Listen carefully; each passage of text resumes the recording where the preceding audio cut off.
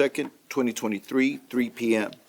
Invocation will be given by Councilmember Cornell and then followed by our first item agenda. Anybody wishing to join us for prayer can do so by standing up voluntarily. Councilman?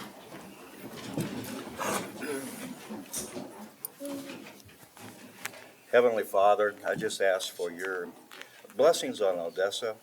I ask this afternoon as we gather together for guidance and your touch of the hand on every council member.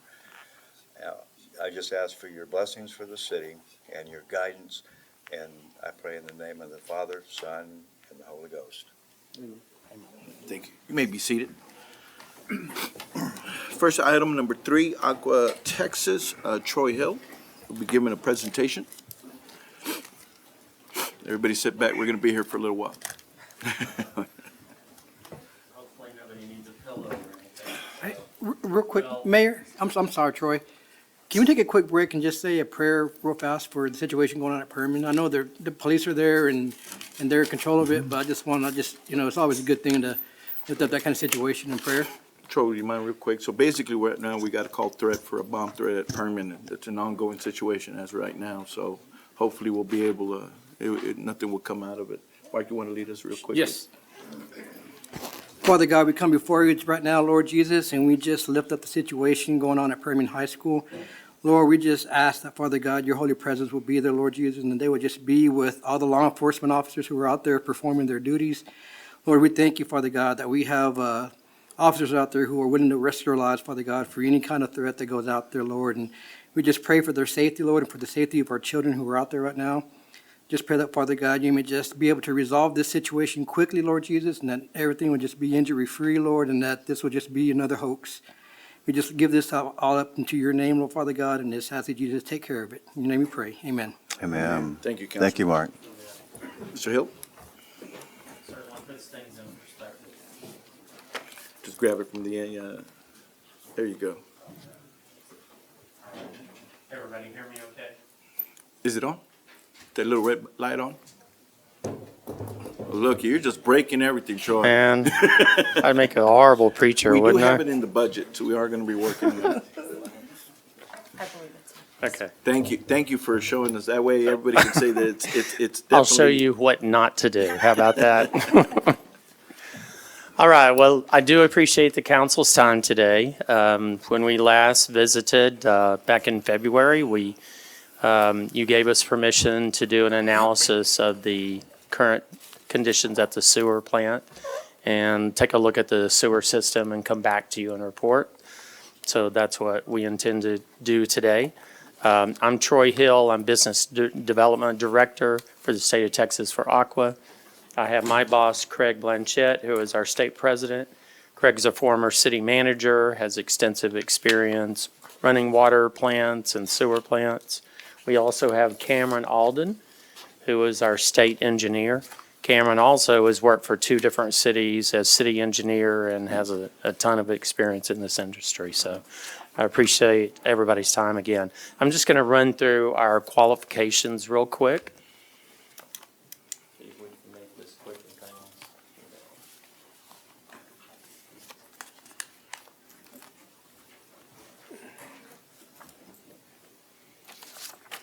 All right.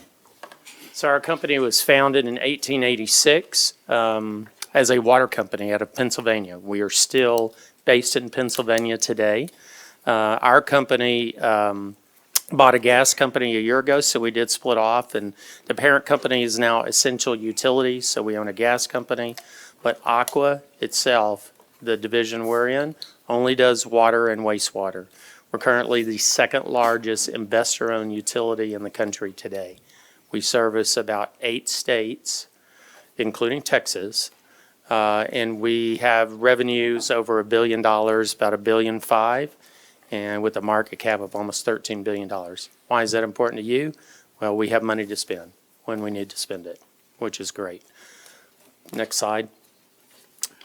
We work for Aqua Texas, which is, everything's kind of a separate division in and of itself, of which Craig is the president. This gives you a little idea of our footprint. We bought systems to get into Texas, so we bought existing utilities that were owned by another company. Some are good, some are bad, but the goal is the same, and that is to bring the bad ones up to speed where they need to be, and to maintain and operate the good ones and even improve on that. And that's what we're doing currently. So 53 Texas counties today, over 280,000 customers today. Mostly in the major areas now. We are looking at West Texas, obviously, as a source of our growth in the future, so we would like to establish a hub out here. I don't know if there's anything you'd like to add on that? No, that's perfect. We'd really like to partner with Odessa and bring our operations expertise here to West Texas. Awesome. Next slide. So, we get questions all the time, so well, how do you compare to cities, right? So one of the ways that we do surveys, J.D. Power does one. Now, this was a residential customer satisfaction study. So this is in the Midwest, but it is some of our larger systems that would equate to what you guys have here. So we're compared to cities like Minneapolis, Toledo, Kansas City, Milwaukee, Omaha. We finished first, second year in a row in customer satisfaction. In Texas, we just worked our way up from fourth to second last year. So we were making big strides here. Again, in Texas, we're relatively new here, but some of the systems just taking a little bit longer to get up to speed, but that'll happen. So how does a large company really benefit a city like Odessa? Well, I can point to some of the storms that we've had in the last few years, right? The ice storm Uri, which obviously affected towns across the state, right?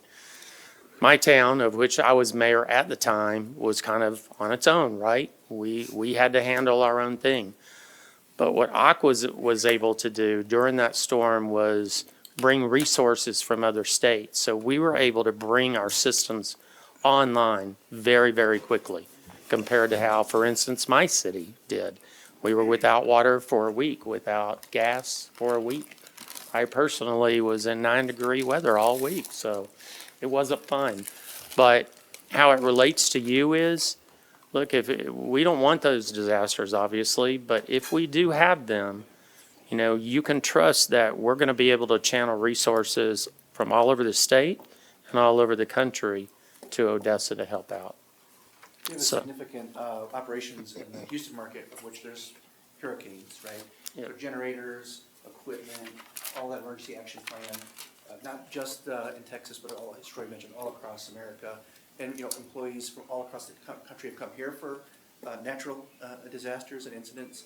And we've sent employees from here. I personally sent employees to Pennsylvania for a hurricane to help get a big water plant up and running before too. So we have that ability to move folks around in the event of emergency to provide the service that we need for our customers, no matter where they're at. So next slide. Capital investment, very, very important, especially to you guys here. We have money and we spend it on our systems. And we want to invest in our systems because we can address the growth. We want new customers, quite frankly. We want cities that are growing. We want to be a part of that growth and partner with our cities so that they can meet their growth objectives. At the same time, we're going to spend money on our existing systems as well as the systems that are needed in the future, right? This is kind of our current spend. You can see we've upped that every single year. We go back to 2017 here. But we do have the money to spend. We do have the capital to spend. And we can react fast. I'm going to give you a great example. We just took over a system in Dallas-Fort Worth. It's in Rockwall County. It's a water supply corporation.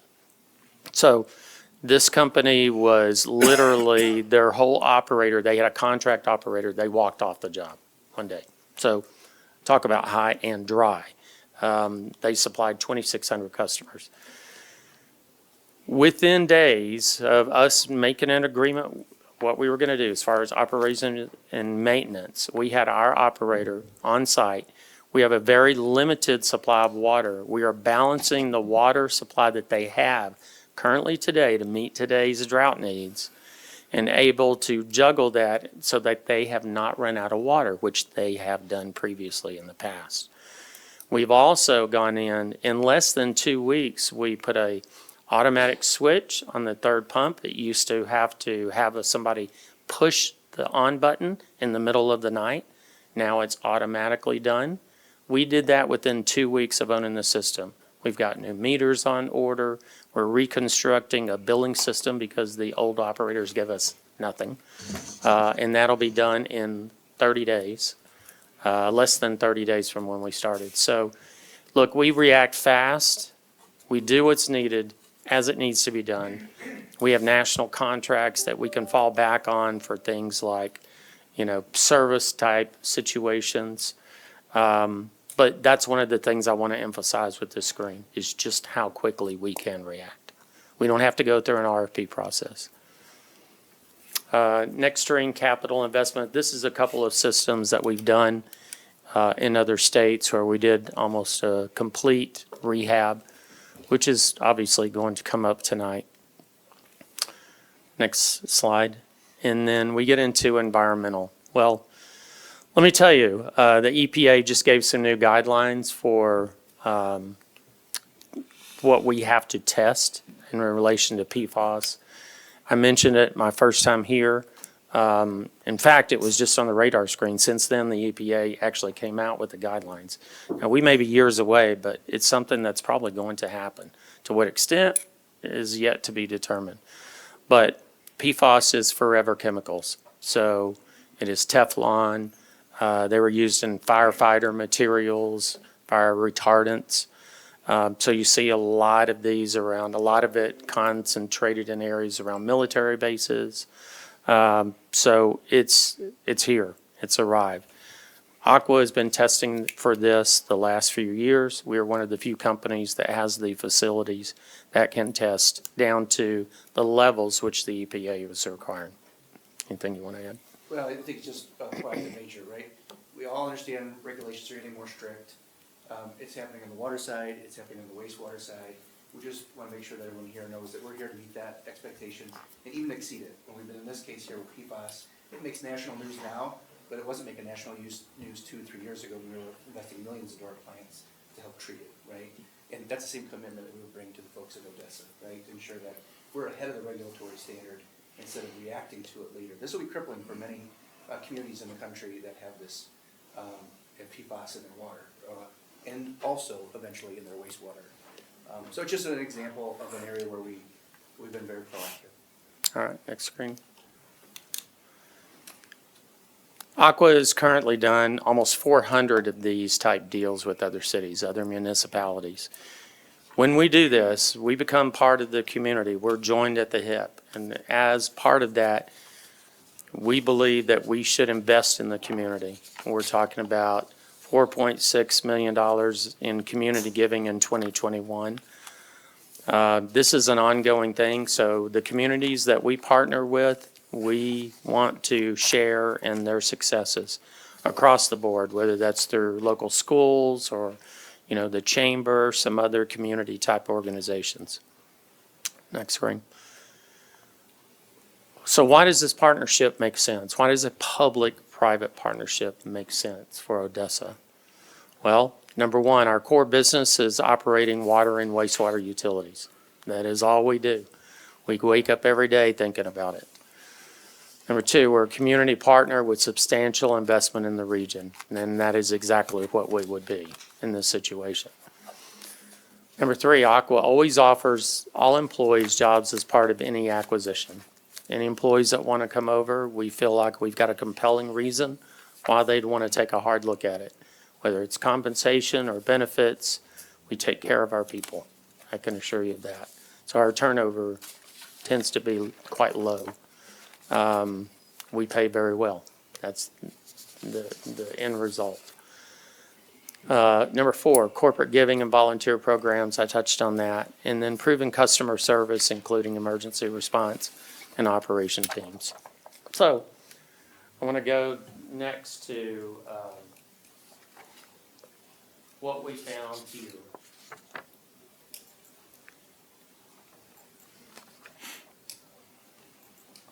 So we were here February 28th. You guys gave us unanimous approval to do due diligence. As a result, we did on-site inspections of the system with our operations team, with Mr. Alden and our VP of Operations. As a result of that visit, we hired an outside consultant. This is Jerry Hartman of Hartman Consulting. He is nationally known in this industry. He is a PUC appraiser for the state of Texas. So Jerry came in and we were able to do another on-site inspection with Jerry, and Jerry gave us a report based on what he felt that the system needed, what he felt that the system was worth, and that's kind of brought us to where we're at today. So currently, there are no TCEQ violations, but we believe that conditions exist for multiple issues. There is major capital expense needed within the first 5 years in order to bring the wastewater plant into operational form, with almost a complete plant rebuild needed. We gave your 5-year CapEx plan, which I believe is Kenley Horn, put that number close to $287 million for a variety of things to address your growth. Currently, the plant does make reused water, which is an important part of our answer to droughts. For Pioneer Resources, an oil and gas company, the revenue so far has been about $11.8 million per year, with expenses of $9.5 million against that 11.8. If agreement is done, ACWA would include an asset purchase agreement with an agreement with the city to retain this revenue stream without the expenses. So that would be an ongoing revenue stream that over 10 years, based on historical usage, would be about $120 million. That number is set to go up, I believe, in the future. Except this time there would be no expenses against it. So at this time, I'm going to let Cameron kind of go through the condition of the plant. And again, this I'm is, sorry, I just have one question, Troy, if Yes, you sir. don't mind. You're saying $9.5 million in expenses associated with the Pioneer money? those are expenses directly counted against the 11.8 million in revenue on your last Pioneers? budget. Yeah. Yes. And I'm not sure I understand is that. all that money being spent at the Bob Darrington plant, or is it being just spent throughout the? Tom may have. Quite honestly, Tom we has could it. not tell from the information that we got exactly where that I'm was sorry, going I for. should have asked that question earlier, but I didn't. That, I'm sorry, that 9.5 million is a one-time expense, basically? So that was the initial pump stations that were built up on the raw water pump station and pump enhancements that we did at the wastewater plant. So it's not ongoing. It's not an annual expense, so. Okay. Thank you. Okay, so I'm going to let Cameron go through the Derringer plant. Hi, thank you, Cameron Alden. I'm the engineering manager with Aqua Texas. I appreciate being able to come and talk to you today, Mayor and council members. As you guys probably know about your Darrington plant, I'm sure that you guys probably seen and heard this more than I need to recite it back to you, but you've got a nice orbital plant out there. It's got 2 trains on it. It's constructed to treat 12.7 million gallons a day. You're allowed to discharge 11 million of that. As Troy had mentioned, back in 2019, Kenley Horn commissioned a master plan. One of the things I want to kind of note is that that master plan more looked at growth and being able to address that growth in the future than necessarily it was on your routine maintenance and upkeep of your system. In going out and taking a look at the plant, the Darrington plant is in need of some major rehabilitation there. One of the key elements to it, which we find very interesting and also a program that we're continuing to expand more ourselves on the wastewater side, is that reuse element. Being able to beneficially reuse the wastewater versus just discharging out into the environment, into creeks and streams.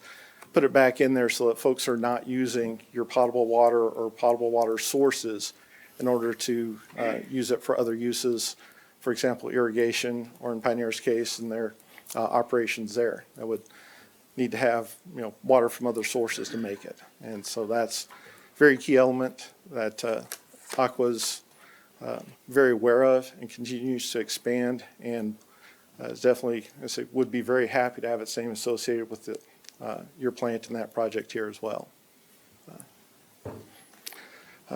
What you're looking at is some of the challenges that are out there in the operation collection system. This is one of your lift stations there.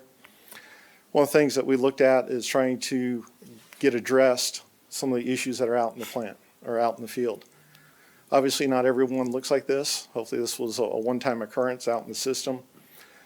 But what Aqua would look to do is to continue looking at trying to address I&I, the physical condition of your system, do evaluations of that every year, and also look at having a repair and replacement rehab projects every year. You're talking multi-million-dollar reinvestment into that collection system.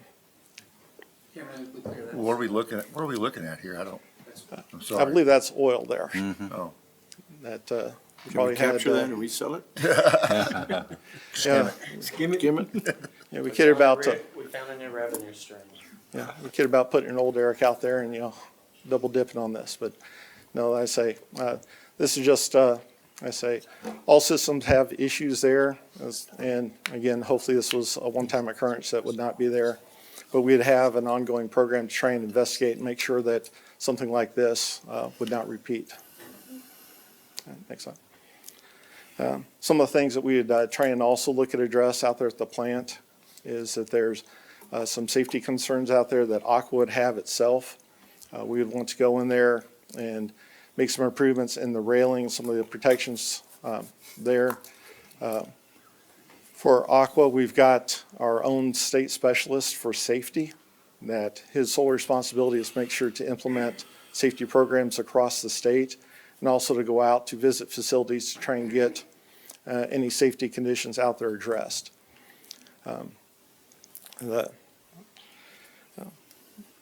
What we're looking at here is this is the main junction box coming into the plant, and then the big pipes coming out there. That's the pipes that lead to your influent into the tank, into the wastewater plant.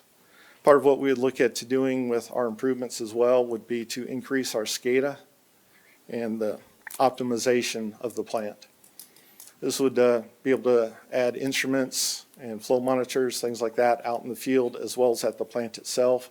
So our operators would be able to get more and better information quicker as to what's going on with the plant, what flows are there, so we can react quicker and be able to get the appropriate measures in place. Should there be a surge, should there be anything happening in the plant that would need to be tweaked for best operations.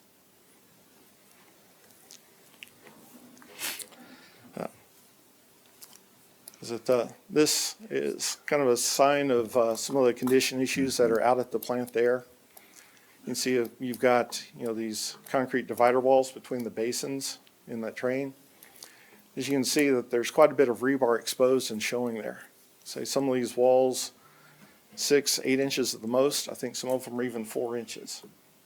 Typically you want to have 1.5 to 2.5 inches of concrete on the outside of all your rebar to keep it from corroding and busting the concrete off like you see there.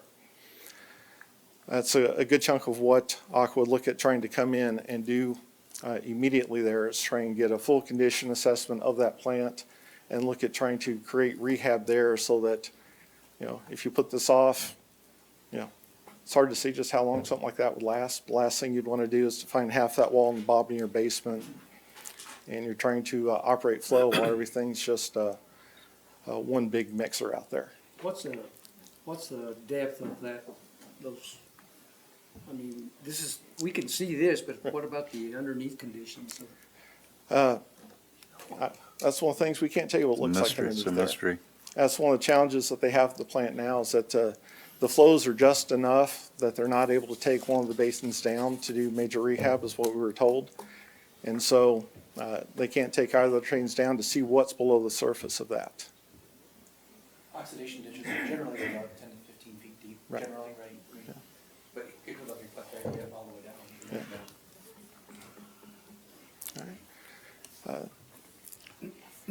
down. This is one of the screw pumps there. Just kind of have it shown there. I don't know if you can see some of the issues there. Picture's a little far away, but again, you've got some rebar, too close to the surface there, a lot of scaling off. If you zoomed in on the steps on that left-hand side, you'll see that there's a lot of raveling of the concrete going on there. And so you can have someone step on that and slip and fall there. So looking at addressing that. It's hard to see on the far side. There's also a railing missing around that far side of that platform as well. This is just one of the signs that things that we would try and look at addressing right away. Going back to the slide, or 2 slides back, slide 7, that one. I'm assuming to do the repairs on that, we'd have to drain that. How long would the system be down, or would it be down? Would it be shut down for any time during the rehab process, or? That's one of the things that we would further evaluate as we looked at how would we do that rehab. If Aqua were to acquire the system, that's one of the things in operating it.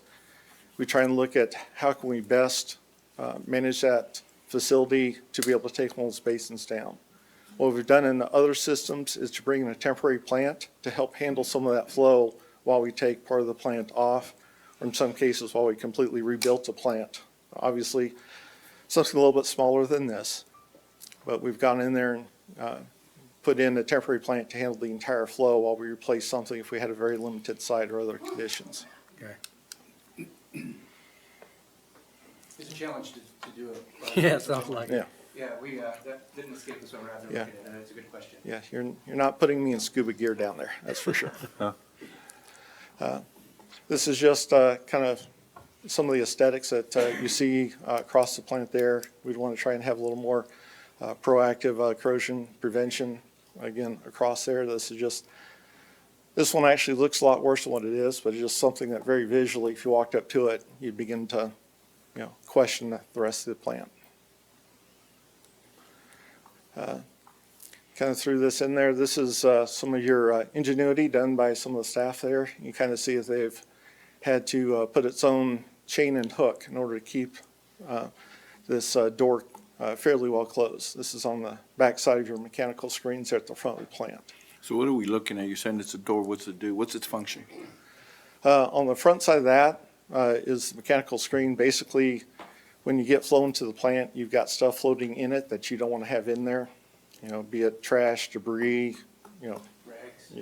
Anything Rags that's flowing especially. that's going down through the system. Right. So that's supposed to take the biggest part of it out. And below there, you can see where it dumps out onto a conveyor belt there. But this is just kind of some of the conditions that we've got So on what your we're equipment. seeing in below is the screening process, right? Correct. And then that's mitigated, that becomes the sludge part. No, that's trash that gets It's hauled just off. tries to haul off. And so what are we looking at here? What's being held there? So basically is the top is what, and with the chain is being held from it collapsing? Yeah, it's keeping that protective screen in place there. Was this the system that when, I think, the plant's 1983, 82, 83? Was this the method that replaced, this was a new system back in those days, wasn't it? Or am I don't know the exact incorrect? date You don't that know? this particular piece was put in place, no. Okay. This is, I say, just another condition shot there. You can see that the original bolts that were holding that in place had sheared off. And so now they've got a strap over the top to try and keep that in place and in use. So what is it holding in place? That's actually a valve stem that goes down. This is on your screw pump that you saw earlier. And basically, that goes all the way down and it'll operate a valve for influent coming in and out or into the screw pump there. And that's kept in place so you can sit there and torque and screw down and close that valve. Manually? Correct. Yeah, I actually went on this tour. I normally don't do that. As president of the company, I normally don't do the due diligence and the other things. But I did, considering the size and scope of what we're talking about here. And I attended Mr. Hartman as well as these gentlemen here. And the staff was wonderful. They took us everywhere. And they showed us the things that needed improvement, things they've done to improve, right? They're a good bunch of folks, and I enjoyed spending time with them. But this is a good indicator of some of the concerns that we have about the quality of the concrete, right? Is if you can't anchor in anymore in the original spots, you have to kind of go back to another spot to find a good spot to anchor. How is the quality of the concrete elsewhere on various parts of the plant? Again, it's a question.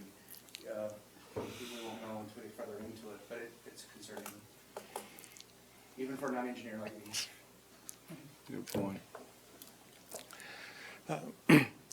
This probably should have been close or right beside the screening process. So the right-hand side is mechanical screens. The left-hand side, I believe that comes from the grit chambers, which have been offline for, I think, at least 15 years, if not longer. So what does this do right here?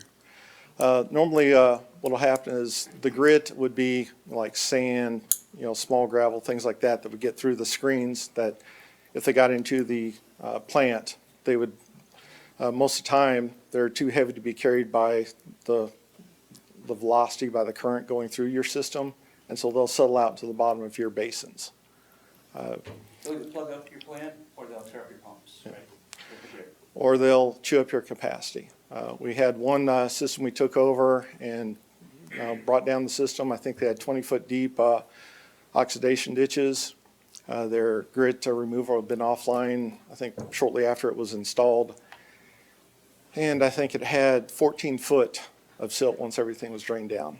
So this system's been offline for 15 years? At least that from what we were told. Okay.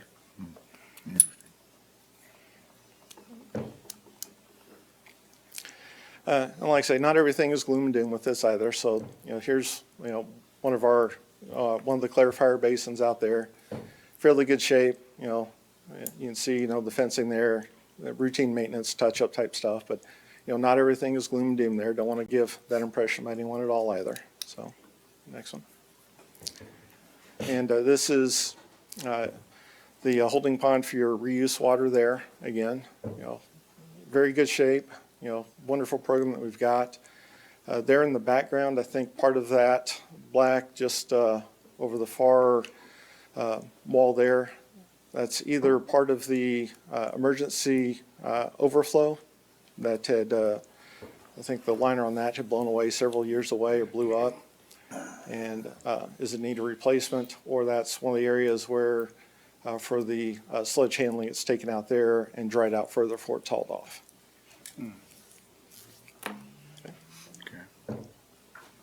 Thank you.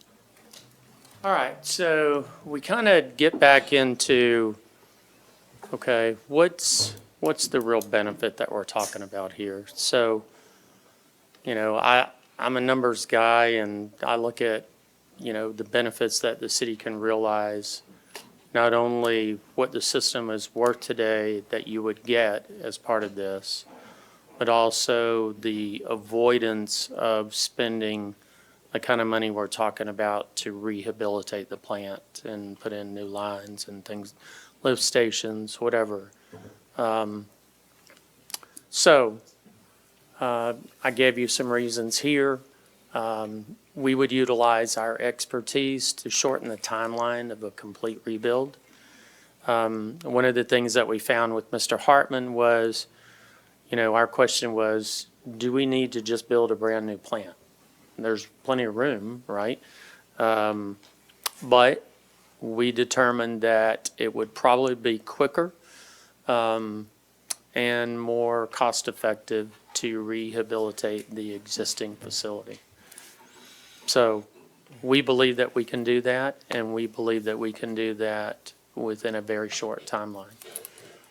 I'm thinking now, the process of, we've done almost 400 acquisitions, and, there's a lot of people that would look at this, and in addition to council and legal, and there's also PUC. We would immediately file fair market value with PUC. PUC would assign 3 appraisers. Those appraisers don't work for us, but we pay for them, so the city doesn't pay for anything.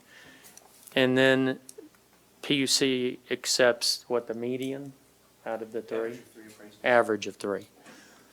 So the value is set by PUC. So there's more than just us, so the value of the system will be established by PUC, but that process of approval from start to finish is probably 8 or 9 months. So, we figured if council wanted to do this, that all of 2024, most of 2024 would be the approval process. So we'd really start cranking up the next year. That's with engineering, and we try to push as much of the overhaul of the plant into year 2 as possible. But right now on our 10-year plan, which I did share with most council, we've laid out that the plant would be through in 5 years. So that's a complete rebuild. And I can tell you, this would be our flagship in Texas. We do operate large systems like this in other places, but in Texas, we got our way into Texas buying smaller systems. We are slowly, and municipal acquisition in Texas is brand new. It's not new in other states. Texas is pretty far behind. But with the amount of capital that's needed in cities across the state, this is going to be the way it is. Much like electricity is run by private companies, much like gas is run by private companies, garbage, a lot of the garbage. So I believe that very soon this is not going to be uncommon, that the state has made it that much easier to do. But some of the other things that I mentioned, you're already doing a massive upgrade to the water plant. This would take a huge burden off of staff. From a financial standpoint, it would take the burden off you to come up with additional resources because this does need addressing pretty quickly. The liability to the city of a major spill or injuries by personnel exists today. If we were able to do this, we will take on that liability, obviously, as part of this. But we would also start from day one to address some of the issues that we see that are the black swans, as I heard this week. So definitely we would start on day one. And then lastly, the money from the Pioneer contract would not be used anymore to pay for whatever it goes for now, whether it's capital improvement projects. It would be an ongoing revenue stream for the city.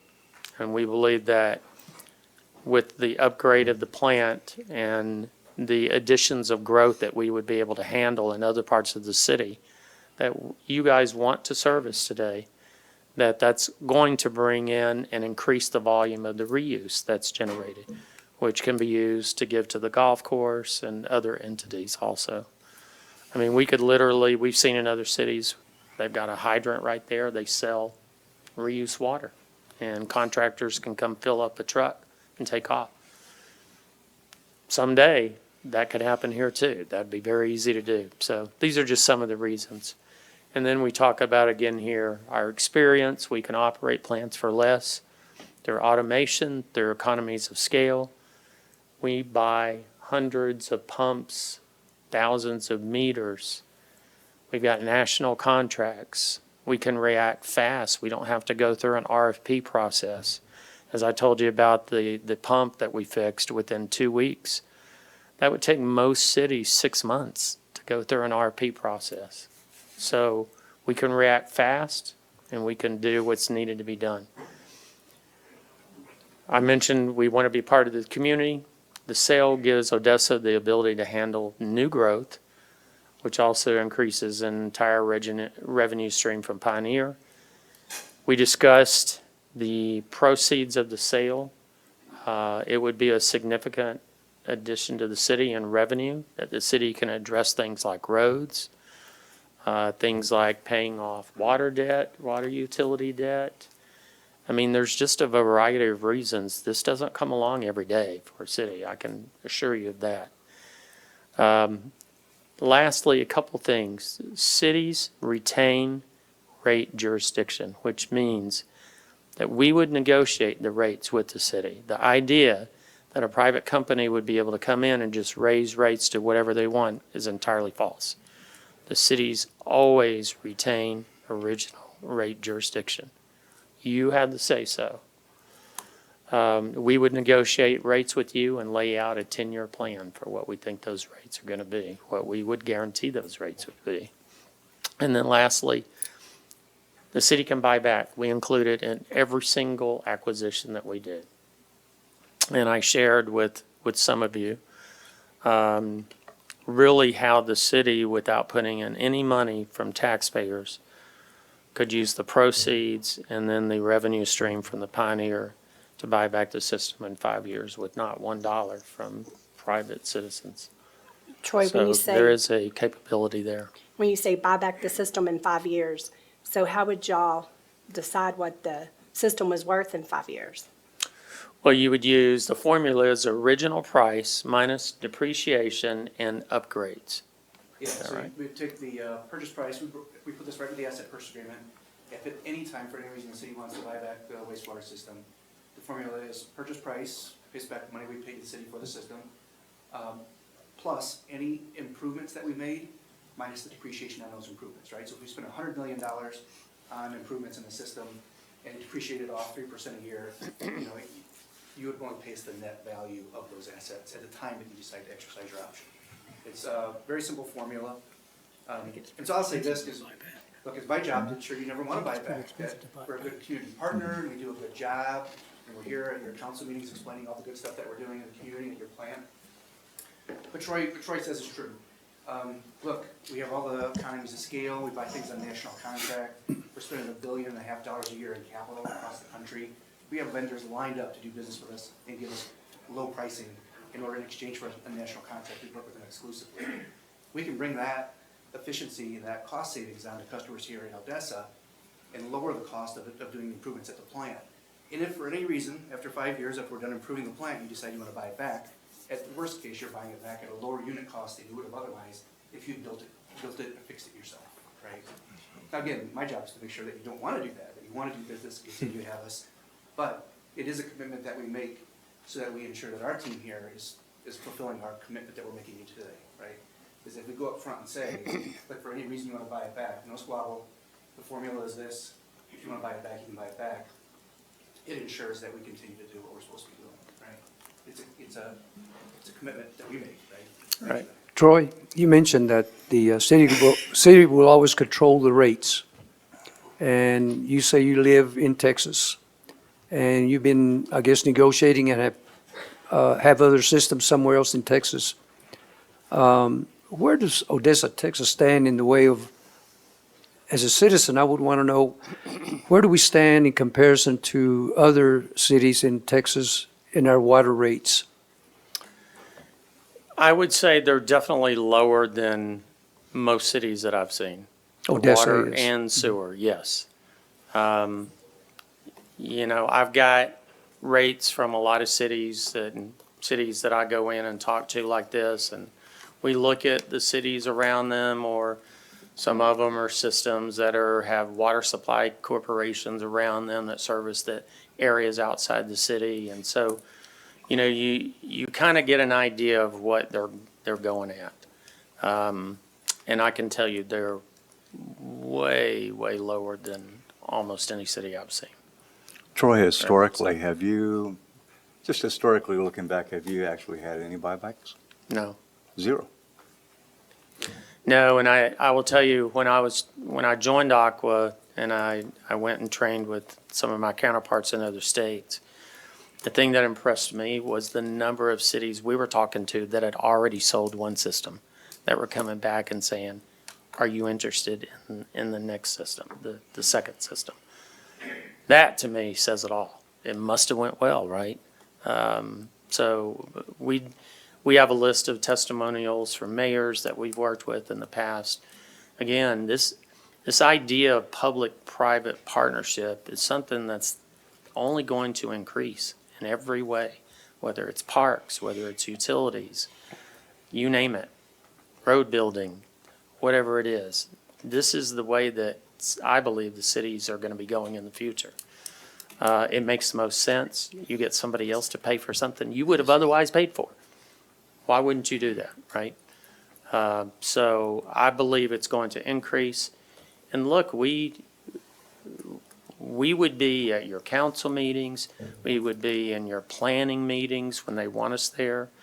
If you've got a significant project coming up, our involvement would be ongoing. So we would like a great relationship with the city. We think we can bring some things to the city outside of this. We've got one of the best labs in the country. So literally, it's a state-of-the-art lab. Now, you guys have a good lab, so it may not be needed as much here, but, you know, we can test for things like PFAS to levels that the EPA is saying that a lot of labs aren't able to get to. We can do that. So we can also utilize our expertise. Look, I mean, if we're partners with you guys and you get in a jam on the water side, God forbid there's a disaster, look, we're here to help, right? So this idea that we would be totally separate, we would be a partner with you guys going forward. And I think one thing I can add to that too is that we would expect to enter into a franchise agreement with the city. You know, you would regulate us just as well as PUC or TCQ, but on like customer service stuff or how you want us to work in your roadways and things like that. So I would expect we'd do like a franchise agreement where we could lay out the things that we commit to do and the things you expect us to do in your community. Is it TCQ or PUC that monitors wastewater plants and subjects cities to citations if conditions are not being under code or whatever? TCQ, yes. TCQ? Yeah. And based on, Mr. Alden, what you said earlier, your engineering and inspection and all that, does our wastewater plant have that possibility of some citations? No. That'd probably be best answered by TCQ. I know that they tend to give a sterner look if an investor-owned or private company has responsibility for a plant versus a public. I say there's always a possibility because, you know, I know conditions is one of the things that they also like to cite. So with, you know, some of the conditions, some of the things, it may be something may not impact operations, but still might cite you for the condition of something. So again, I did not go through this as, you know, as a TCQ inspector and had no intention of doing so. So on that, I don't know if I'm the best one to say whether it would or not, but there's always a possibility. Well, one of the things I would mention too, the company's done a lot of these transactions, but I myself have worked on 25 different transactions like this. And it's always good to get in touch with folks and work with them so you can kind of see things a little further down the track and do some proactive investment to head off what might be a potential issue somewhere down the road, right? That's any system in America, right? That's not unique to one system or whatever, but anywhere. Any and many. Yeah. So we would look to try to partner up with the city, its staff, and try to divide one of the top projects right away. You know, we've got our ideas based on what our consultant did, but, you know, like I said, the staff was great. It took us around. I'm sure if we sat down with them within their rooms and what are the top projects you want to do, we'd want to know that, right? We want the local knowledge. We want the people that have been here and understand the community more than anybody. And so we'd work to try to head off anything that would potentially come down the road way in advance of that. Okay. So last one, I promise. This is when you let me speak to. You didn't bring me just a quick on the computer board, right? So, you know, Troy wanted me to talk about what kind of options, really anything that you'd like to do. If you're interested in this concept and you'd like to have further discussions, we did a lot of investigation, we did a lot of analysis, you know, how price and tax rates, all these different things we've done. And so there's different ways that the city council could address this. And, you know, one of the things we'd like to do is have a chance to talk with you more about it, right? To answer your question. There's a ton of questions. What would happen in this case? How do we handle growth? How do we prioritize projects? Those are all things we'd like to sit down and talk to you and your staff about, so everybody's got a really good, clear picture of what a transaction would look like with Aqua. And so, you know, one of the things we'd be asking for, if you're interested in doing that, right, perhaps there's a time frame we could get together and kind of work through those issues with the goal of identifying if this is something that's viable for the city of Odessa. Council, so before us, you know, these are three options that Aqua is proposing. But if we have questions, any other scenarios they haven't thought about, you know, now's the time to ask. And then some recommendations of how we move forward. In speaking to Aqua, I did say I know staff has a lot of questions. I spoke with staff way before, after I initially made contact with Troy. He just happened to be coming through this part of the country and say, "Yeah, come on, stop by." And there was initial just a conversation between four people. Wanted to learn more about it. I think the council was curious, wanted to kick the tires. Since then, there's been a lot of conversation. I think that, I know I would like to see Aqua sit and speak to the staff, ask questions, scenarios, because here the thing is, we're talking billing, expansion of new projects, the city continues to grow, how we work with contractors, Impact fees. impact fees. And so the thing is, there's a lot of questions and we can't all put it in the next 10 minutes. And so, I think the first step in my recommendation was to put together a committee, go into discussions quickly, immediately, get our answers asked, get a response, go through it with a fine comb tooth, and then see what that purchase price would be, rates, how that will handle dollar amounts, and then report back to the council with everything being satisfactory of what we plan, and then make a decision then. And then if we want to go into a 30-day standard RFP. I will say this, is that this is new to the state. We are their testing ground. There's no other system here in the state that you've seen as big as the city of Odessa. Not as big as you. Yeah, and so one thing is that don't escape us whether the city does this or not. The issues that exist at the Bomb Darrington are not going away.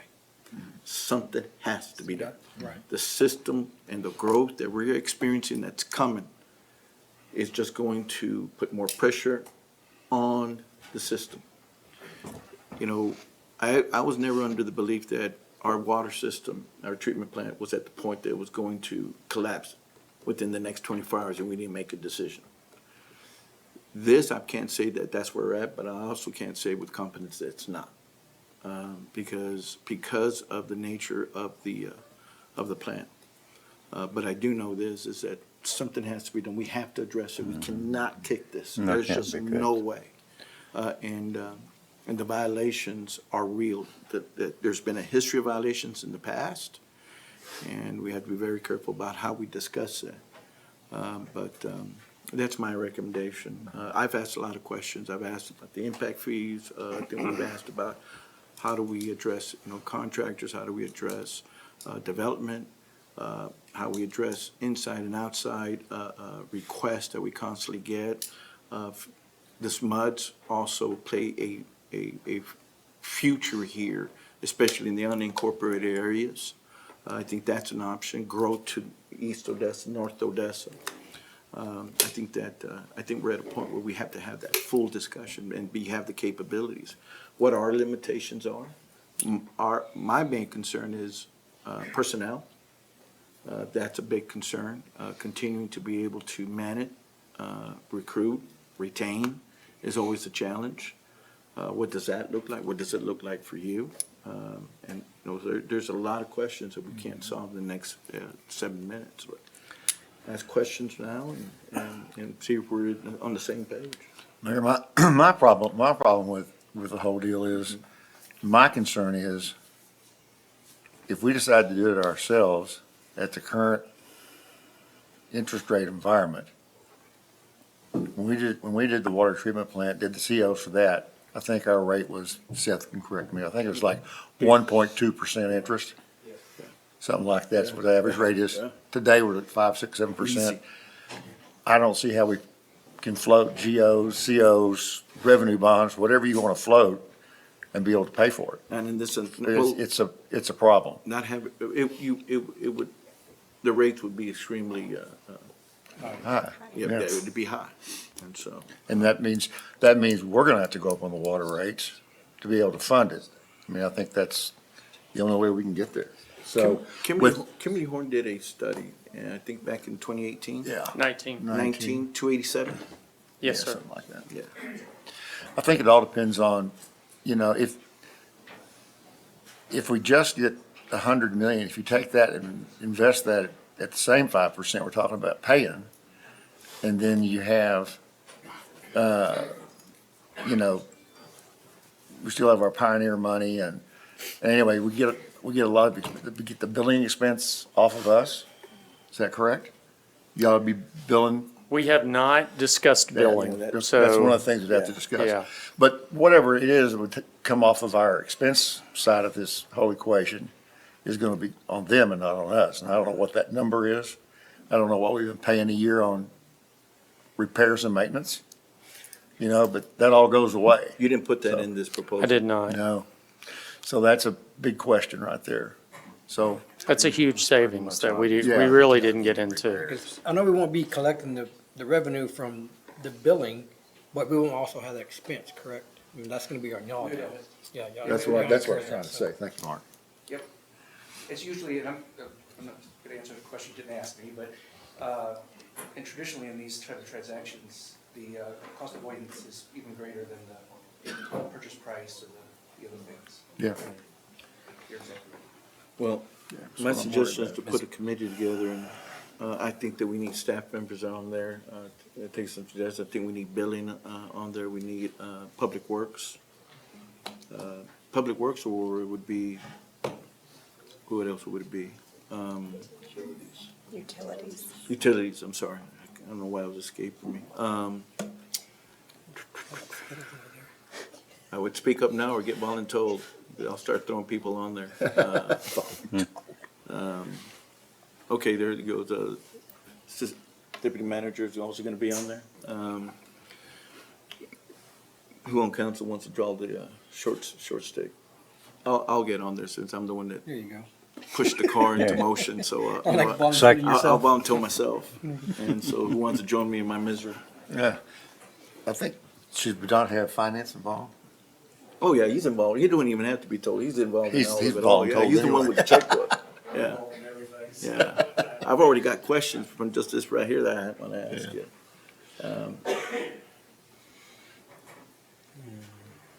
I'll start throwing people on you. Who wants to do it?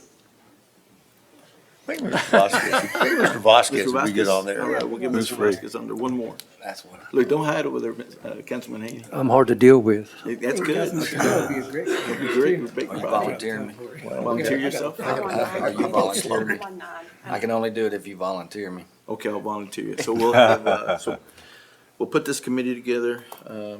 Once again, we're gonna wind up, getting the city secretary to organize this whole thing.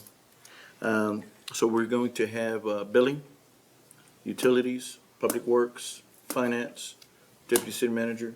Who did I miss? City attorney? No. No, not yet. No, Not yet. No. We don't need him yet. No, if he gets involved, then it's a whole different project. And so, and it'll be, mayor's office, Councilman District 5, Haney, and Councilmember, District 3, Vasquez. Is that good? Anybody else? Troy, can I add one thing too? I think one thing, without verbalizing what concerns me in my mind, and I challenge you to sharpen your sword on this, is we have our own number crunchers here too. I'd like your number crunching ability compared to our number crunchers, and let's look at this real closely from the financial aspect. Yep. Okay. You can do that. Yeah, we really didn't have access to information on O&M, right, operations and maintenance enough to kind of put any figures in there. We can guesstimate what those would be, but yeah, if we could get those, that'd be great. And then actual expenses, even for things like, that are associated with the sewer plant. Because some of the money, some of the improvement projects are paid for by Pioneer money. Others are not, so just that kind of thing. Well, the other question, one other question that I've got is that, by doing this, the 3 appraisals from PUC, I think are very important. I know I think there's a attitude out there that $100 million is, the plant's worth a lot more than that.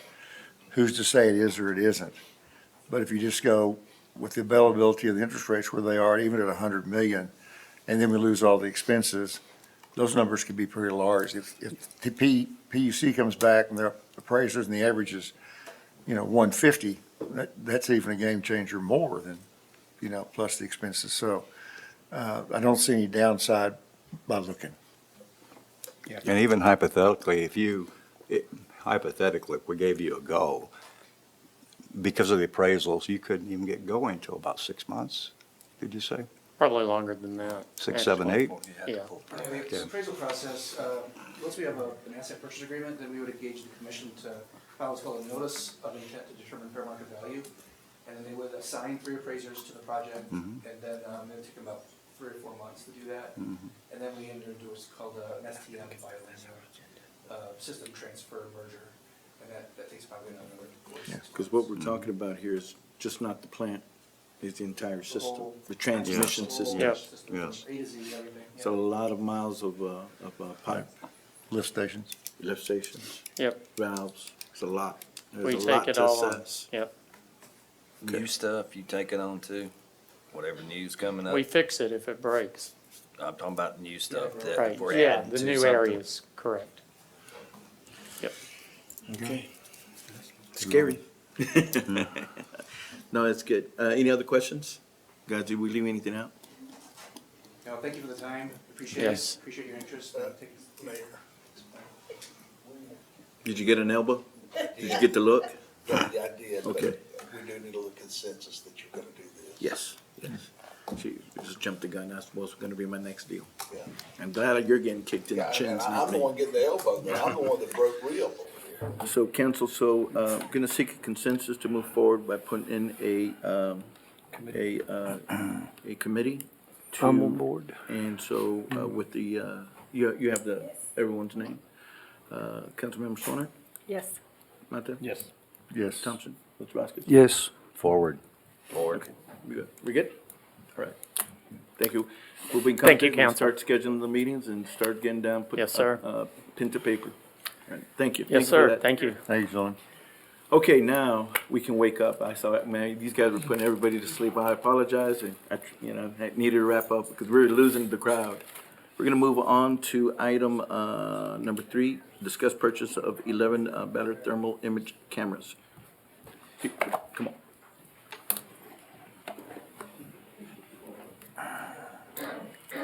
Good afternoon, Mayor and Council. Good afternoon. Afternoon. Odessa Fire is requesting the purchase of 11 new Bowler thermal cameras. The ones we currently have now have reached their end of life and they're no longer serviceable. Nobody will work on them. So what these cameras are, we use them to search for victims in fires. We use them to search for hot spots during overhaul.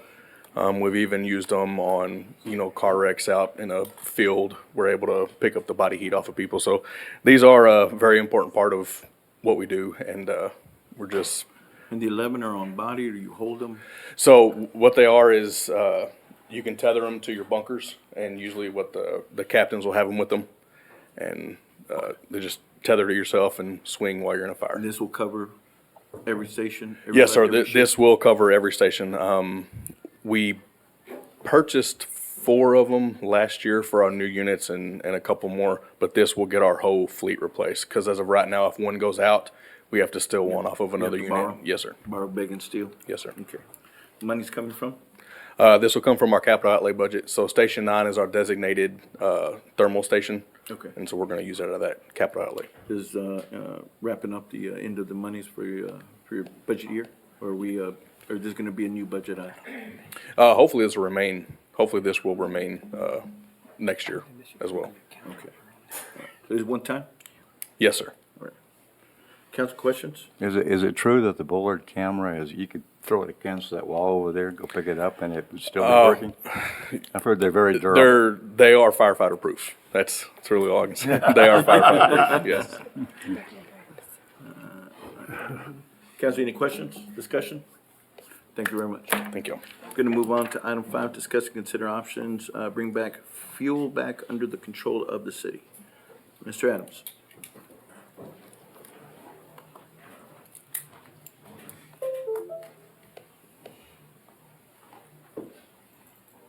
Where are we at?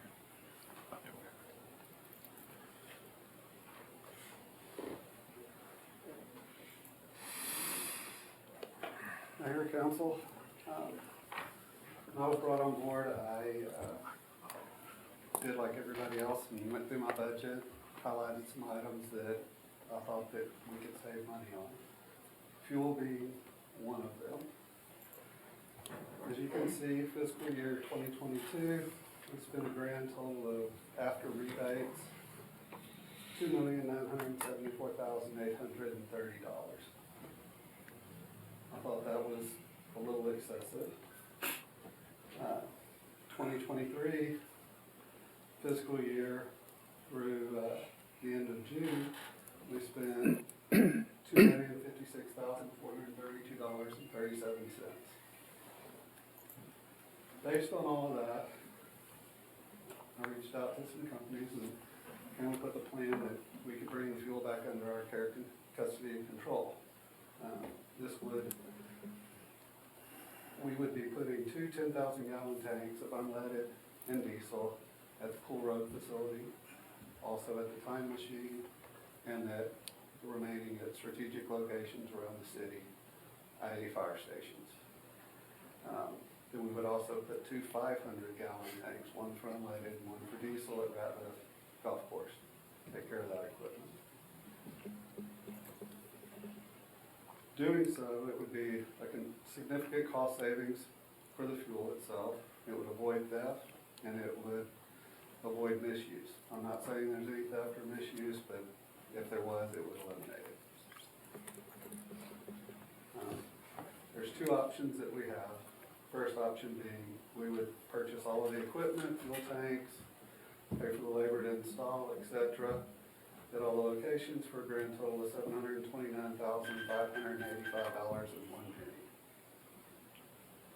Doing this option, it would allow us to purchase fuel from any company, any vendor that we wanted to. We would not be locked in to any vendor. We would just have the upfront cash outlay. Option two is vendor would provide the equipment to us, and to cover the cost of the equipment, we would agree to pay a 10-cent surcharge on every gallon of fuel that we purchase. This option also allows us to hedge, which that's just a reduction of risk due to negative impacts of price fluctuation. Basically, we would agree to purchase every quarter X number of gallons at X price. If the price of fuel goes up, it's good for us. If the price of fuel goes down, it's good for the vendor. If we had this in place right now, compared to the year to date, if we did option one where we purchased all the fuel, or purchased all the equipment outright, just the diesel alone, we would save $347,419.22 up to the end of June. On the unleaded, we would save approximately $120,908.88. If we went with option two, where we just paid the 10% surcharge, we would have saved $317,208.85 on diesel. And on unleaded, we would have so far saved $93,429. The picture there, that's the terminal that would be at each location. It would also have a fob. It's a funny looking fob that they would have to stick into the machine, into the terminal here. They would also have to put in the code, their code just like we do now, plus the mileage. Chris, can you talk in the microphone? Because I don't know if these guys back here can, no, nobody can hear you back there. I see them shaking their head. Sorry. So the picture here on the screen is of the terminal that would be at each fuel location. It would either be a card, a fob, but either way it would include a user code, and you would have to input the mileage. Chris, is that a camera or is that just a digital readout? That's just a digital readout. We can have IT install cameras at the locations, but unless you have the card or the fob and the PIN code and the correct mileage within 200 miles plus or minus, it's not going to turn on. I mean, you can beat it to death, whatever, it will not turn the pump on. This would also, it would track critical fleet data, such as gallons used by the truck, gallons used by the driver, the odometer readings. It would enable more accurate tracking of mileage for services. It would allow us to basically break down our fuel usage per hour, per mile, per tenth of a mile if we wanted to go that far. And then we could allocate the fuel per department with absolutely no problem. It would not require us to spend the countless hours that we do now breaking it up by, what was used on this vehicle, where that vehicle goes to, et cetera. And then basically the last picture is just of what a sample tank looks like. We could do two 10,000-gallon tanks at each location, or at the fire stations, we could do one 10,000-gallon tank that's divided in half for unleaded or diesel. So that's the proposal that I have. If y'all have any questions, I'll be happy to answer them. Where at, Raptor would you're proposing to put these? Well, the two tanks would take the place of where they are now, back by the maintenance shed. Oh, okay. Yeah, those are two 500-gallon tanks now that we actually have to call Pilot to come fill up. So basically, we would have the police, fire, city, different Solid departments, how many waste. departments have vehicles? Several? Pretty much every department. Okay. The main issues that we're running into with fire and some of the police vehicles is the ability for them to get in and out of the local gas stations that they have to fuel up at. Because they're really tight, some of the overhangs are too low for them to get under, not enough parking lot space for them to get in and turn around. I mean, I know on my way to work, I see solid waste having to actually back up on the road up to the pump to stop traffic and then back into the parking lot to be able to make the curve to get to the pump. So do we have negotiated rates right now with, No. where people we're just paying retail We pay retail and then they issue us rebates. based on Based what? on what? I You don't don't know, I can't find anything firmly that I could answer that question with 100% certainty. I know that they are part of buy board, so that we do get rebates through buy board back. But you haven't seen anything physically that you can basically, No, I just see the rebate, we get a bill every Monday for the previous week's fuel, and they just put a rebate on there. But it doesn't say, how many cents a gallon, I mean, we could go back and do the math, but I've never been able to get it to come out right. okay, well, I'm gonna ask, Chief, you got any comments on this? It's gonna help us out a lot. Chief? You said help? He said help.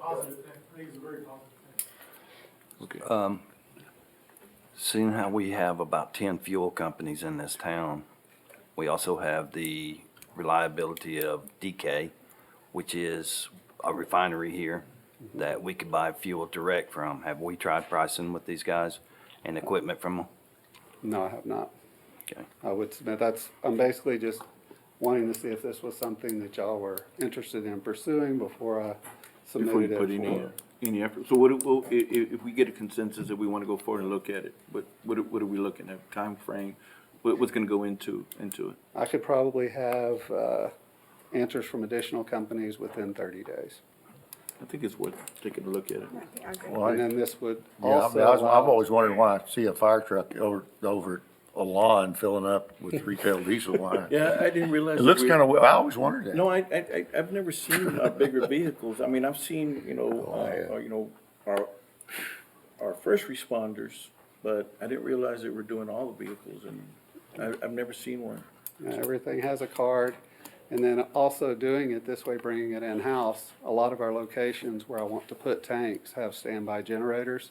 So if we go back into a snowmageddon or something else like that again, we'll have the ability to get fuel. Are we gonna have additional costs for the equipment, things of that nature? If we go with the purchase outright, then yes, we're responsible for all the maintenance on the equipment, upgrades, if we need more fobs. Purchasing the equipment outright, it basically works off of a head count, just like any other software would.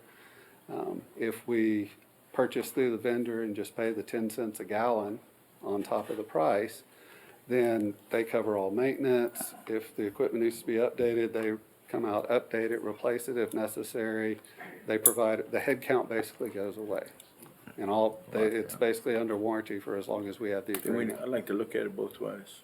Okay. And, okay. Cause Chris, some, there'll be that one-time big, cost of, $730,000 for all the tanks to be at all the locations. But if we're only paying $468, then the savings that we make, that we receive in the first year will pay for that. Correct. well, some of these companies offer free tanks. As long as you're using their fuel, they'll bring you the tanks and furnish the tanks. Correct. And it's But the with the 10 equipment cent- on top of that that is the Yeah. large part. Okay. But we can buy like I said, we can buy the equipment, we can buy the, software, we can buy all of that, pay for it, it's our software, and then we can use any fuel vendor that we want to do. Build into the proposal, the option for the cameras. Okay. With the clear visibility of the vehicle number, and the person. Okay. Just as an added feature. Might as well look at it while we're kicking the tires. Understood? Adding to that, I love the cost savings, I love the convenience, but I think also, look at also the security of those tanks. Okay. Council, any other questions? Just a comment, I like the idea of paying the vendor to take care of the maintenance, it's another expense off our back. Yeah. And it's a cheap way to do it, in my opinion, Yeah, definitely. So. for 10 cents. Mr. Adams, anything else on it? Like you said, we'll pay for it in a year. Thank you very much. We're gonna move on to item 6, discuss the Odessa Development Corporation, ODC budget, fiscal year 2023, 2024. Mr. Crowe.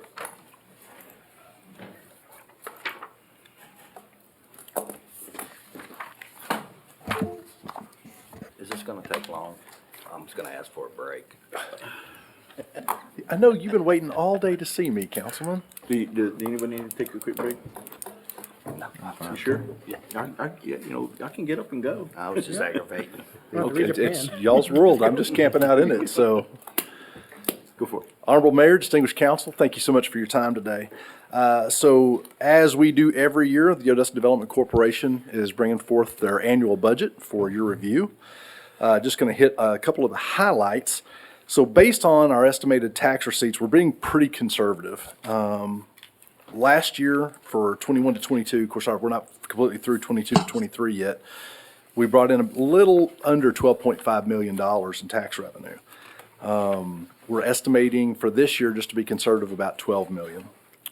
Total expenses that don't include our incentives, we're estimating to be about 2.7 million this year. That's going to be up from 2.4. And then normally we use the total remaining fund balance as our estimated incentives because that's why we exist. But in the past, if you're looking at the budget, you'll see that last year, in 21 to 22, we did 4.7 million in incentives. The year before that was 3.7. Hence, the ability of our fund balance to grow each year.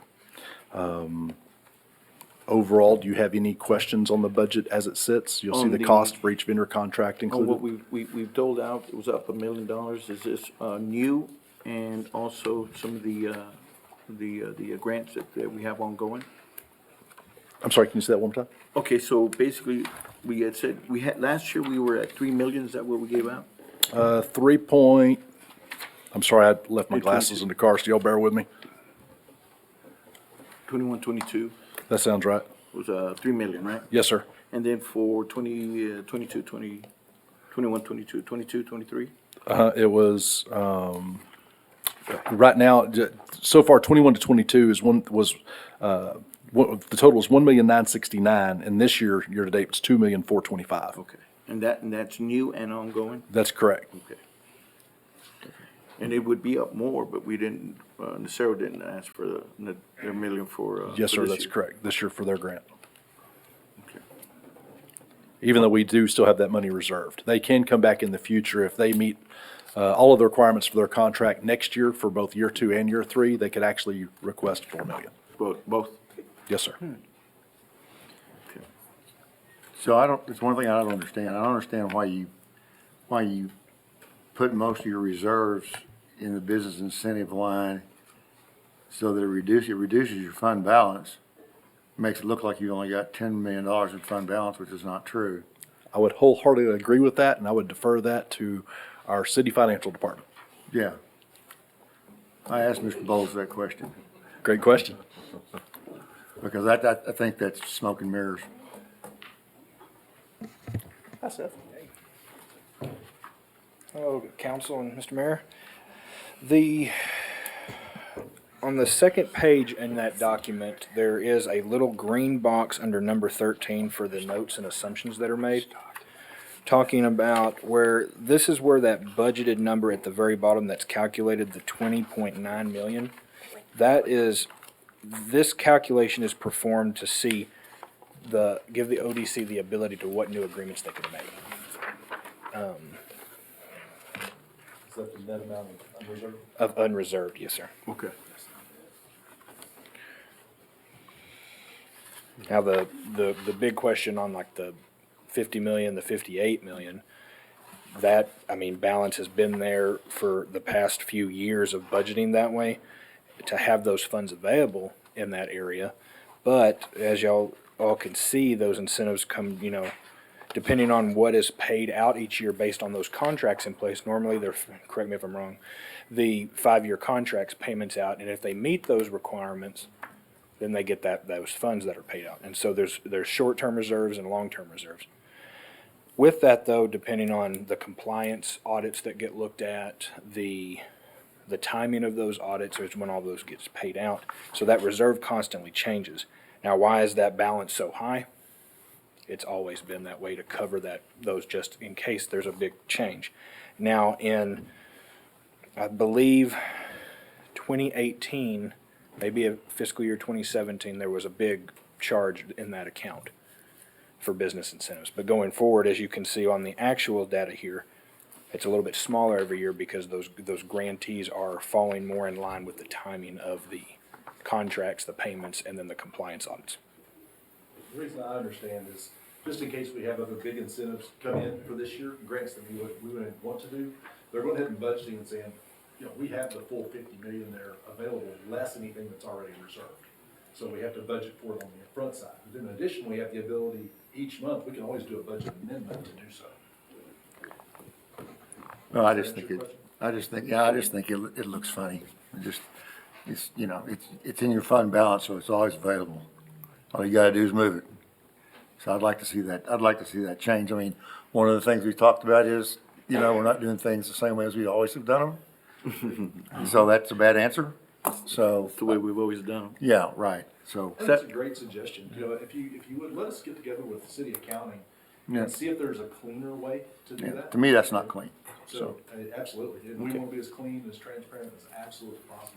People, the community needs to see what your fund balance is as it grows, because your sales tax is going up every month. It goes higher, and I suspect this month it'll be even higher. So, well, you can hope. It's been pretty consistent, going up every month. So, I don't see any different for the next 2 months anyway. So, Okay, if you would get back with us. thank you, Seth. You're welcome, and I'll get back with you on that too. Okay, thank you. That's Any it? questions? Any good, council questions, comments? All right. We're good. We'll just move it over and go to put it on the agenda. Item 7, discuss the Odessa Development Corporation contract agreements. Ms. Grubb? So every year, we also bring forth all of the vendor contract agreements, which would include the Middle Odessa Transit Authority, Small Business Development Center at UTPB, Black Chamber of Commerce, our marketing company, in this case, this year is Current Media, our contract with the city to provide city administrative services, and of course, our contract with the chamber.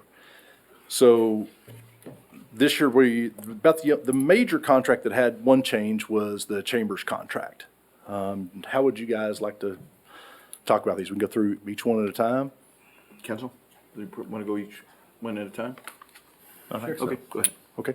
So Motran, for example, was no changes from last year in their contract. Their budget stayed exactly the same. We had no asks for additional services and no suggestions. So it stayed exactly the same. Same thing with UTPB Small Business Development Center. They continue to do all of their training, all their guidance as far as business planning for our individuals, helping them with financing, tutorials for our individuals in the city, everything from QuickBooks to filing business plans to marketing and advertising to securing financing. They do a great job as well. The ODC board didn't ask for any changes in anything that they do, and they didn't bring forth any suggestions, so we kept that contract exactly the same as well. Current Media was a change earlier in the year. As you're aware, we changed over from CV Advertising to Current Media. They've done a fantastic job. If you guys had a chance to look at the new website, it looks great.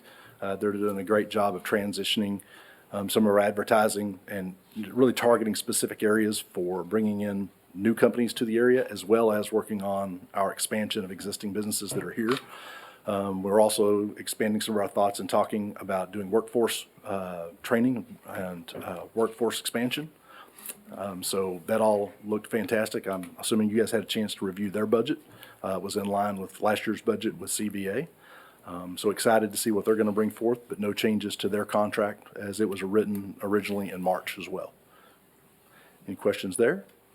Black Chamber, also no change. They didn't ask for anything additional. They continue to work diligently to help a demographic here in Odessa that definitely needs help, and they're doing a great job. We didn't ask for any changes, just asked them that, again, they continue to work forward to try to bring us some projects forward that we could fund. But no questions or changes on the Black Chamber. And then the last one would be the Chamber of Commerce. We did have one change there. This is a contract that's been really started in 1998, so 25 years. And going back and looking, we haven't seen where it's ever really been reviewed.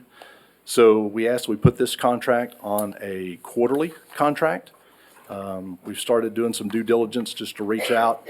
There are 770 economic development corporations across the state of Texas. And of those, there's 57 that have revenues really in excess of $5 million. And out of those, there's still just a very small fraction that still contract as a vendor with our Chamber of Commerce. And to be honest, we just don't know what we don't know. You know, how do these economic development corporations out there calculate return on investment? Are we looking at jobs? Are we looking at payroll? Are we looking at taxable capital investment? What kind of expenses do they look at? You know, how do they run their budgets? Is there a better way? We don't know what we don't know. So the change in the contract is just to give us time to kind of look at that. But we think we can get these answers fairly quickly, 3 to 6 months probably. And then either come back and say, hey, Chamber, you guys are doing a fantastic job. Let's continue on down the road. We've done our due diligence. We've done everything that council's asked us to do, which is to get the best value out of every tax dollar we're spending. Or we may have found a little better way. Maybe there's another provider that can do economic development a little better. Again, we don't know what we don't know. And that's why we put that on a quarterly contract as opposed to annual. What were the changes to the contract from the previous year? We put them on quarterly. The budget went up by about $200,000 for them, which was approved by ODC. They'll continue to be paid quarterly, business as usual for the chamber while we do our due diligence and review. Okay. Mr. Crow, I attended the conference out at Odessa College, and I don't recall the gentleman's name that was our presenter. But he mentioned something along the lines of that he complimented that that the ODC was working through the Chamber of Commerce, if I could remember correctly.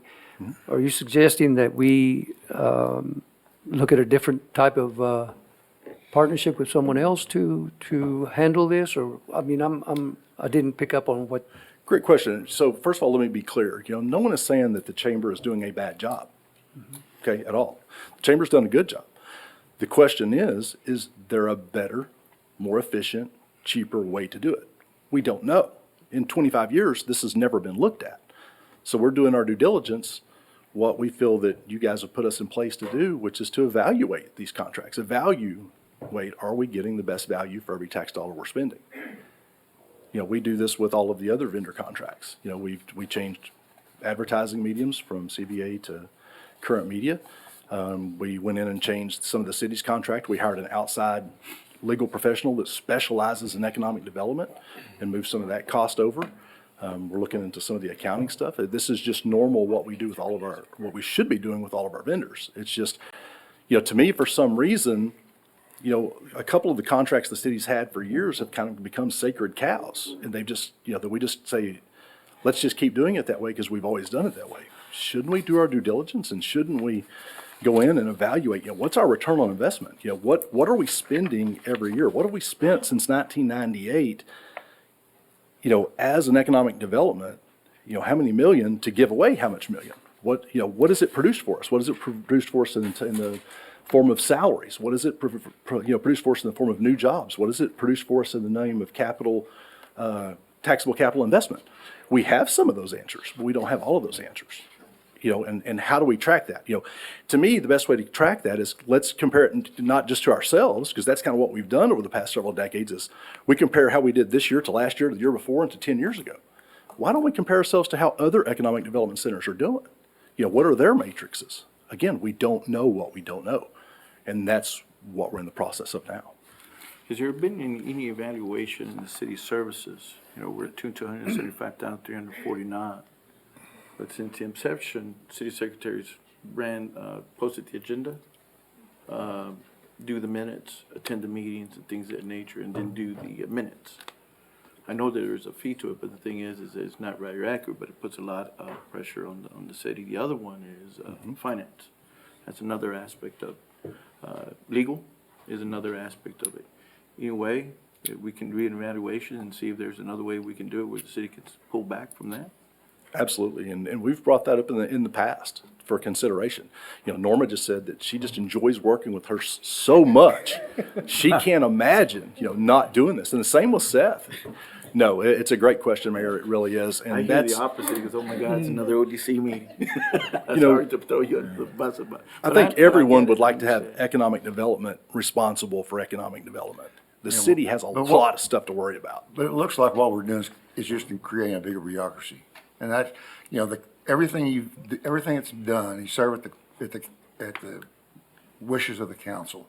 Mm-hmm. So all of these agreements are subject, the buck stops up here. So you don't know what you don't know, but I know this, that since inception, there's been $60 million worth of beginning project appraisal values to start with, and now the appraisal value is up to $275 million. So I'd say that's a pretty good ROI based on performance. Possibly, but what did it cost us to get there? About what it's costing us every year, about $1 million, or a little less. Just now got to $1 million.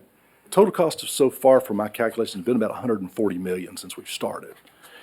So again, until you put the numbers to it over a 25-year, what's the annual return on that? Well, I mean, could we have taken that same $140 million and put it in a certificate of deposit and got a better return, and not have? No, you could. No, you couldn't. Over the last 20 years, you'd have gotten 1%.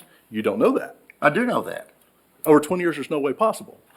Chris, in 1986, interest rates were, or 1976, interest rates were 22%. I didn't think I'd ever see them back down to 10%. So and they've been down at 4% now for 20 years. You said what? Well, 4, 3, whatever, you pick a number, it's low, very low. So 4% that's an annualized statement. on that 140 million would have netted you what? At 1%, not very much. No, at 4%. At what, 4%? At rule of 72, it doubles every 10 years. Yeah, that's correct. I So understand cut that. it in half, say it doubled once. Yeah. So that's 280 million. But you you're said not we're at giving any credit, 275. you're not giving any credit back to the giving you projects themselves. Quick math. So Yeah, I understand. So But I'm again, just saying, based on, but you're not pulling back. I just gave you the appraised values. Then you have the jobs. Then you have the sales tax that's created by the jobs and spending. So you've got all that to go into it. So this is one of the few things that we just don't need. I watched your last two meetings online, and you didn't, when asked, you didn't give one single reason why this needed. First of all, you sort of wanted to go monthly. Then you came back at the next meeting and wanted to do quarterly. We funded it for a year, and I think part of the board at ODC wanted to, said, if you want to put it out for an RFP, fine. You sprung it on them at the last minute. So I have a problem with that. Put it up for an RFP. But we don't need this problem right now. There's a lot of other things at play that involve you to some degree, but not as much as it is us, the city, and what we're trying to get some things done. And we don't need this kind of controversy going. And I believe we'll have an uproar from the members of the chamber, which is our business community, which you're not a part of, I don't think, or Mr. Russell is either one. And so, if why that is the case, I don't know. But that's your personal choice. But a lot of the people that we're working with right this very moment, trying to get some things done positive for this community, are all big chamber members. I mean, big ones. And I don't want to upset the apple cart right now. And I'm just being honest with you. We got a project we're trying to get done. We just need to put this on the back burner. And I am not in favor of renewing this contract on a quarterly basis. I am, willing to renew it on an annual basis. If you want to put an RFP out for next year, knock yourself out. Don't think that's needed. I think we can gather our information much quicker. I- And either I- come back to the chamber and say, you're doing a great job, No, therefore you have nothing else to worry about. You don't have a year to worry about in it. flux. I don't want to discuss it. Or we may have to change. Either way, you put us in a position to do the due diligence, which is what we're doing. I just want you to do it differently. Well, the way the contract's written is halfway through the year, if we do decide to do a change, we can't. We have to wait till next year. So if we do the contract quarterly and we want to make a change, then we can. It gives us the option to do what you have charged us with, which is, again, get the best value out of every tax dollar that you guys are collecting. But this So all we're contract asking says, this for is contract time. says it will not be renewed quarterly beyond 2024. It would be an annual contract anyway. Doesn't That's say correct. that in here. That would be normal, because it'll come up next year and we can either renew it for a year or we can do it for another quarter. But again, back to my original question, you never gave one single reason. So this is your reason for wanting to make the change. Absolutely. Yeah. My suggestion to this council is, we don't need this right now. We don't need to be messing with it on a quarterly. We don't So need to when mess would you like to do it? I'd like you to put out an RFP, change this language to a year, put out an RFP, bring it back to council whenever, and for next year, when it comes up for again next August, whenever, and we'll do it then. We've We'll kicked look this at it. can down the road for 25 years. I disagree. I don't think we need to do that again. We're gonna disagree on it. So my We're not recommendation kicking is it down the road. it'll It stay just a now quarter. came, it just came. it's We'll now came continue up with and our you due can't- diligence and we'll be happy to come back to you guys. Okay, so let me ask this question. What's the responsibility of the council? The council is here to affirm the budget? You're gonna have to vote on every one of these, because anytime it comes to an expenditure by the corporation, ODC, council is ultimately responsible. Now, you're not gonna vote tonight, you'll vote on the 12th, I think it's 3 weeks from now. Okay. An expenditure meaning that, Money even, being spent. okay. To a contractor in an agreement, you're ultimately responsible for it. Now, when it comes, And the budget as when it well. comes to City of Odessa and everybody that here is mentioned to 1 through 6, these are not new contracts? Are they new contracts or are they renewals? These are renewal. They are new contracts awarded every year. Okay. And they start on October the 1st, and they end on September 30th, 2023 to 2024. So basically, the council responsibility is to accept the renewal or to deny Well, the renewal? they're not renewed. They're some, you may think of them as being renewed, but they're not. They're actually awarded every year. Like to the Black Chamber, they're awarded, to the Odessa Chamber, they're awarded. And then, CBA was not awarded here year before last. And, Media Partners was awarded the contract to do the PR. Okay. And that was, and so this was, for last year, this year, on the, No, everything is current right now until September 30th. But what you have before you starts on October 1st, 2023, and goes all the way to September 30th, 2024. okay. I guess what I'm saying is it is up to the council to get into the weeds and determine, the specifics of each and every contract. Well, ultimately, you're the council, you have a right to accept the contract as is or vote the contract down and say, no, we're not accepting it quarterly. We would prefer, and that's a matter of putting it to a vote. But you won't do that today, you'll do it 3 weeks from now. Okay. Okay, so let me, Mr. Groves, anything else? No, sir. Tito, can you come up here real quick? I got some questions. Can you come up here real quick? Yes, sir. She's like, uh-oh. I did not do this. Yes, sir. So real quickly, I've asked this question before. Currently, right now, everybody here, they all receive payments. Can you explain us how that's done? Can you walk us through the process? For the annual, Well, they're annual contracts, but how are they paid out? they're all a little bit different. I know Yeah. that the chamber, let me pull the contract up. The two chambers are quarterly, the Black Chamber and the Chamber of Commerce are quarterly. So you break up the 50,000 in 4 payments? Correct. Okay. And then the chamber, in this case, would be 1.1, would be in. Yeah, and they get their first check on October 10th, and then January 10th, April 10th, and then Okay, July 10th. every 10th on the quarter? Motran. Do you see it? That's cool. Motran is quarterly. Current media? Also? Current media is by invoice, so It's whatever monthly, they submit their invoices, it gets approved, and then they get paid out if they're approved. Okay, as long as it stays within the 748, but if we Correct, go they will back, not then get more than that amount. And anything at the end of the fiscal year, whatever it's not used, has to be returned back to the ODC. And then UTBB is the same way? Quarterly, yeah, UTBB is quarterly. Now, the city of Odessa is monthly, Yeah, we're monthly. and that's just a transfer. Okay, Seth, is that the beginning of the month? By the 16th of the month. Monthly entry each month, transfer between the funds. The point being here that all those contracts are all annual contracts, except Correct. for this one. And I And- just don't like that change at this moment. Mayor, understand. technically speaking, they're not renewals. They are awarded anew every year. So they're not renewals as you would think of the same contract being, and like the chamber, as far as the chamber, I think they were the only RFP that they sent in, right? Is that the only one that we received from For the chamber? economic development. Economic development, yeah, on that particular RFP. Yeah, all of these companies submitted a proposal. Mm-hmm. We sent out our requests, and all these companies submitted. These are the only companies that submitted Yeah. proposals, and the contracts were drawn up based on their proposals and How do their we budget. send out RFPs for all this right here? Yeah, we, What process every year. What process do we use? Pardon me? What process do we use? We send a letter to our existing contractors.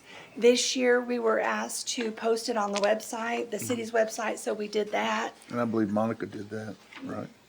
So anybody who saw it, and we said what we were looking for, anything to promote economic development. Yeah. So anyone could have submitted a proposal. No one else did other than these 5, and then the city we use the same contract every year So it's already been done. So for let me- this fiscal year. So let me ask another Yeah. question. So let me ask this question. What type of reporting is required by everyone here other than the city of Odessa? Activity reporting and financial reporting. When is that done? The financial is supposed to be once a month on the two chambers and the city. Let's see.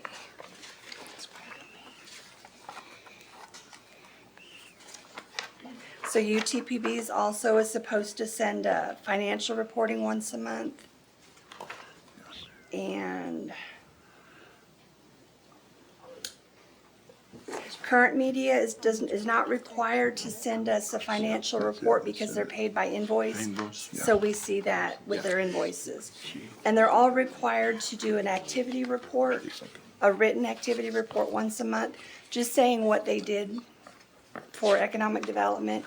And we're doing, this year, the ODC board asked, instead of everybody doing a verbal report once a month, some of them still do it once a month, some of them can do that quarterly. So they still have to submit their report, their paper report. If they had something special they wanted to talk about, they certainly could come and make a report. But some of the companies are not gonna be required to do that Okay, monthly. okay.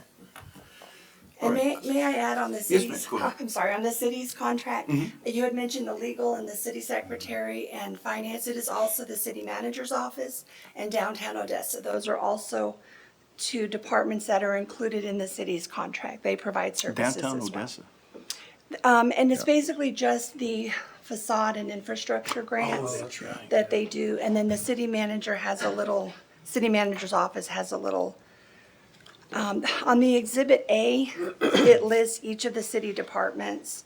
So it's finance managers, attorneys, secretary, and downtown Odessa. So Well, 5 Downtown departments in Odessa the handles city. the facade program, right? Mhm. They take in the application, things of that nature. They do that, and then, yeah, they also do the payment. So they, once the receipts are brought in, they issue those payments once it's approved. What's the role of the city manager's office in the oversight? So I've got work with the director, the economic development director on recruitment and retention of business. Provide technical assistance to new businesses wanting to come to the area, guidance for new businesses on other economic incentives like the tax abatements and 380s, and providing technical assistance for development in the city, and then assist as needed, Okay. and sign contracts. All right, well, then I stand corrected. Nope, you can't leave. So, okay, that's all the questions I have. Thank you. Thank you. On the RFPs, Mhm. and this is my recommendation not only for ODC, but the city, because this has just been the way it's been done for decades, is, oh, we'll put a note out on the city's website. If you're a vendor out there, I don't care what kind of vendor you are, unless you're checking the city's website once a quarter, once a month, you're never going to know that the city's looking for anything. So when we put out RFPs, the best thing for us to do, in my opinion, is either by department, by purchasing department, is look and see. If you're going to put this out, whether it be for insurance or new fire trucks or whatever, there are companies out there that specialize in that. I think we should send them an invitation and say, look, this is what we're wanting to do. Here's a breakdown, and actually send out the RFP to them and say, here are the guidelines. We would love for you to bid on this. And I know in the past, in some cases, we've done that, but in most cases, like in this, putting it on the city's website just isn't enough. And that's why we're digging deeper to do our due diligence and saying, look, what do we not know? Why is it that so many economic developments across the state do it differently? Is it a different return? Is it less expense? Is it ease of doing business? We don't know. That's the reason for the quarterly contract, is to do the time to figure out, is this what we should do? Should we go ahead and make changes now, or go ahead and expense another $1.2 million and kick the can down the road and hope nothing else is going on this time next year that might be inconvenient and we can't do the contract? So, there you go. All right, thank you. Council, Thank any you, other guys. questions or comments? Thank you very much. We're gonna move on to item 8. Discuss code enforcement role, responsibilities, and policy procedures. Ms. Sandoval.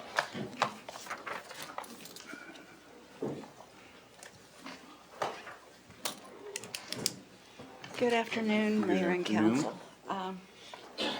I kind of wanted, first of all, to give you an overview of how the department works and what we do when we receive complaints and how we address the complaints and the violations within the community.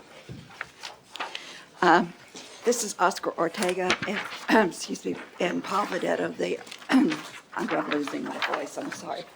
They are our code enforcement training officers. Oscar is providing a map of the city, and it shows how we break up the city between our 14 officers. We have different sections, and each officer is assigned to one of those sections to handle the complaints that come into that area. And they also will do field observation. They try to, if they're not swamped with complaints, they will do, if we have a complaint and they're not swamped with like 10 others and that they need to get to that day, they will do a survey of that area that they're already in to address all the complaints that are in that area. Thank you. That way we can try to make a comprehensive effort right in that one area. But if they have like 10 or 20 complaints, they will address that calling complaint and then go to their next calling complaint that's in their section of town. We do, like I said, we do field observations. We also get a lot of complaints that are called in to our office that are not for things that we address. We get a lot of complaints that come in on an average of up to 200 a month that we get out there and there's no violation there that we can address. That is where our education program comes into play, is we try to educate the public so they know what are actual violations and what, we cannot address. We get a lot of calls on weeds. People don't realize the weeds have to be 12 inches tall before they're an actual violation. We also, when we do have a violation at a property, we don't just go to that house for that violation one time. We, on an average, probably end up at that property at least 4 times because we have our initial inspection, a re-inspection. If it's still not cleared on the re-inspection, we then try to make contact with the offender again at our third visit, try to talk to them. They give us a date, I'll have it done by that. So we go back out and look, it's still not there. So we do our 4th, and at that point, if they have not cleared up, we kind of hit a roadblock because our 2 remedies that we have at that point when we cannot get cooperation is we can either take and do a summons and summons them to court, or we can do a work order and have street department clean it. Our problem is that both the street department is so far behind. They've got work orders there for the properties that we need to clean from last year, over 35 that are there for last year. Plus they have work orders that we've submitted starting in January to now to try to get properties clean. We also will do summonses to court. I'll let the gentleman talk about the issues that we run into when we summon someone to court, because they deal one-on-one with the attorneys over there. I do want to say that one of the solutions that we had previously when we were taking people to court was it was after the drought, where we had the drought issues and we were taking tons and tons of people to court. And what would happen would be, we would say they had 7 violations. They'd go to court, they'd pay 1, the rest of them would be dismissed. We weren't getting results that we felt like we needed to. I came to management at that time and I asked if I could have my own attorney that worked in our office, that was assigned directly to code enforcement and community development. I was going to ask for that. I was told it was best to let the legal department do that. So the legal department did that at that time. The city attorney at that time submitted a request for an additional attorney in the office. That attorney was hired, a position was given. That attorney was hired and at that time officed right in our department. We had an attorney right there in an office that when we ran into an issue with conflict on how the ordinance read and how that we were being interpreted, that could give us legal advice at that time and help us move through that. The attorney also made sure that all of the summonses for all the PCs we did, they made sure the summons were sent out. We had a day, I think it was every other Wednesday, we were on the judge's calendar for all code enforcement, strictly code enforcement. The attorney would go to the judge, go into court, do the prosecution. Whatever happened, she oversaw what happened there. If they didn't show, then she did a failure to appear warrant. She saw that all of that was done. So we had a way to move things through. I think it was earlier this month, they came across us a probable cause statement over in the prosecutor's office that was dated 2021. Had not been prosecuted. It was, it was there. I know there were some issues about how to prosecute that, but that PC had just been passed from person to person, and it's still sitting, it's still there. The other solution, as far as street, they're so far down on personnel they're so short on personnel, they don't have time to go out and clean our lots. You know, they work them in when we get multiple complaints about a lot. You know, we get, so we work them in, or they will work them in for us. But there's a lot of work orders over there for properties that need to be cleaned. I'm not blaming anybody. It's just the facts of how, kind of where we're stuck and trying to get things cleaned up. Okay. Council, do we want to, I know everybody has an issue. The reason why I placed this, Marita, reason why I placed this on the agenda item, I've explained to council that I am the person that moved code enforcement out of OFR to where it's at now today. I'm the guy. Yes, sir. And I want I to was say there. why. At that time, Mary Dominguez and was the director of code enforcement. Okay? And one of her biggest complaints is that, we had, CDBG was a wide area, and we had code enforcement that worked in and out of the designated area. And it was hard for them to track the time that was spent because they were supplementing the payroll and the time that they spent equipment, things of that nature. But they had no control, it was all under LFR. So her and her staff was very adamant about wanting this change. Placed it on the agenda, we discussed it, council went ahead and moved it, and this is what exists today. Now, some of your personnel at that time, then and today, have personally complained to me, basically is they hated the move because they took away authority that they had under OFR. I don't know exactly what that meant. I know it probably means something to you, but I know, basically it told me they didn't like the move then, and in the course where I was on the council, they knew that I was responsible. They continued to make their opinions known to me about how much they hated that move and blamed me personally. And I said, yeah, I'm responsible, but I did it at the request of the staff. So as I listening to the issues they're going through, again, the one thing can assess, everybody has issues, but how do we start fixing it? How do we address it? Simply doing nothing is not going to work. We're looking for solutions because I think this is the number one thing that we all get. Right. And you hear it too. I And understand. we hear it all the time. And so, but, we're not looking to point fingers. We didn't bring you up here to roast you. We need to get together because I know that's the sentiment. And it doesn't matter what anybody says. This is the sentiment. That we're here to pick on this department. I know personally that your department and your department people have been saying that I hate the department. I've heard a lot of back and forth, and I don't want to get into that. I don't care what anybody's saying. I know that everybody on the council has come to me and says, we have issues, we want to address them. I said, okay, let's get together, and instead of being butting heads, because what we're realizing, we understand there's issues. And all we want to be able to do is get together and we want to help you.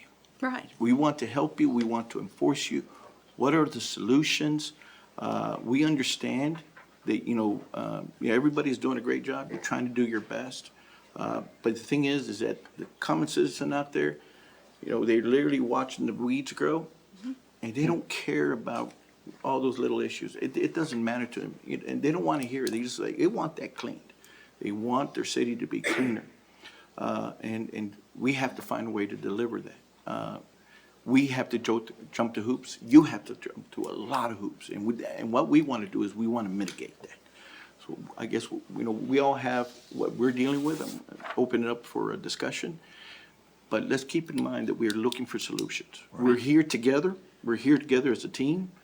It's about teamwork. And we're not here to bash you. We're not here to judge you. We're not here to criticize you. We're asking Marita is help us to help you, how we, the council, can interject and make your life and your staff and your daily a lot easier and a lot better to achieve the goals that you're asking for. Is that fair enough? Right, yeah, and I agree. I mean, we're all here to work together and Odessa's our home. Yeah. I've been here since '88. Yes, ma'am. It's been my home. It's the longest I've ever lived anywhere in my, entire adult life. You'll be taking that here, kicking and screaming. But, I guess, I think some of the ordinances need to be looked at. Okay. I think that's one of the things we need to look at as how, how can they be adjusted to give us some more authority, maybe, I guess for a better lack of words, some more. What ordinances in what area? Well, I can tell you one is I think- time frames, because what I've Time frames. asked you about, are the Dollar Generals and Yes. Family Dollars, and that one on East Ridge, plastic bottles keep piling up in the same place. Yeah. Since and- I mentioned that to you, Right. because we had a complaint. And we keep so going, yeah. You told me the time frame's 60 days to do this, next planting season to do this. Is that Yeah. ordinance? That Yeah, it's an ordinance, the landscape right? So ordinance, it's- I was floored. But it's not only the landscape ordinance, it's their sign is, like on East Ridge, that Dollar General sign blew out, it's laying on the ground with a big rock on top of it. Yeah. And then all It's these secured. plastic bottles. It's secured. Yeah, and so somebody needs to go by there and say, clean that up, somehow. We don't need to wait Is it in the 60 days parking- and then is the it in the first. parking lot? No, it's right out in front of the store It's right in on the front of the store. highway. Right on East Ridge. Can't miss it. Oh, on East Ridge. Oh, I've been looking at the one on Fodry, so we need to get to East Ridge. Well, Fodry's Okay. just around the corner. Yes, I know. There's two of them very close together. Okay, okay. But I'm just saying, I go by it every day. Well, And that's it just gets worse and worse. Yeah. We, So we just gotta figure that out. So- Right. we That- have a, we will have definitely a be. business running right over here in my subdivision, over here off of Sixth Street On Graham? and Graham, No. that He is in deferred adjudication right now. We did get him into court. He's on deferred adjudication. it's still piling up and he's still running his business out of there. I've told we have to wait and that till the adjudication period is over before we can move and do anything else. So that's another But- ordinance thing. That's what's Is going that an ordinance or is that? That was legal, that was Yeah. legal's direction to us, But if we could the change it in prosecutor. ordinance, we don't give them that option. I But- don't know. There's- Yeah. That gentleman is moving his stuff out. He's supposed to be out of there by the middle of September. So that's one He's option is- he's apparently bought some property in, out of the city limits. Well, I hope so, because right now we got an environmental problem because there's oil all over the street, there's Yes. oil all over that yard. I've- And yeah. if he moves and doesn't clean that up, that's gonna get in our water table. Right. It's gonna get all through here. So what, do we have environmental to go by? Yeah, we can have stormwater go by. That's been referred to stormwater already. It has? Okay, okay. So how many ordinance are we looking at? Do you have a list of them that you can bring to us so that we can get on this? Because, I mean, all of our districts and being at the large, all of us are getting hounded on how bad our city looks. I mean, even driving down Grandview and lots that the city don't own, other residents don't know, the city doesn't own those lots. And I'm thinking Boulder and Grandview and Maple and Grandview, and the weeds, they're maybe not at 12 inches, but they're so visibility that it's a problem. And so, I mean, would it be another option to go back to where I'm putting this on Chief Gotten, maybe we go back to the fire department? Would it be more helpful if you had their crews helping you? You say you're short-staffed. I mean, help us find a solution for that. Does it need to go, do we need to undo what Mayor Hoven's done and go back to the fire department being in charge? The ordinances are the ordinances, whether it's the fire department's enforcing them, they're under fire department to enforce them, or they're to enforce them with us. What I understood when all of that happened was there was scattered, there was some in planning and zoning and some in the fire department, and because I had just started working there at that time, I hadn't been there very long. Marita, correct me if I'm wrong though, but what happens once you have a case? You send it to municipal court, correct? Yes, sir. Municipal court, the judges, if there is a guilty plea, then the prosecutors never hear about it.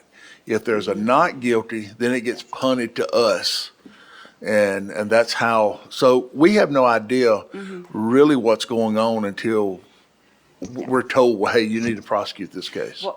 Well, I think they take them to the prosecutor. The PCs go to the prosecutors. Now, the citations, what has been happening with the citations, the person will go in and pay the citation and walk away. Yeah. The And then, violation's still and then there. there's, that's what I'm saying, Yeah. that we're discovering with the judges, that they're paying it, but yet at the same time, the grass is still there. The Yeah, I don't- weeds are still there. I don't even know that they see the judge. I think they just go to the window. They just go to the and pay. window and pay it. And that's what we're hearing. Yeah. They, you know, they go to the window and pay.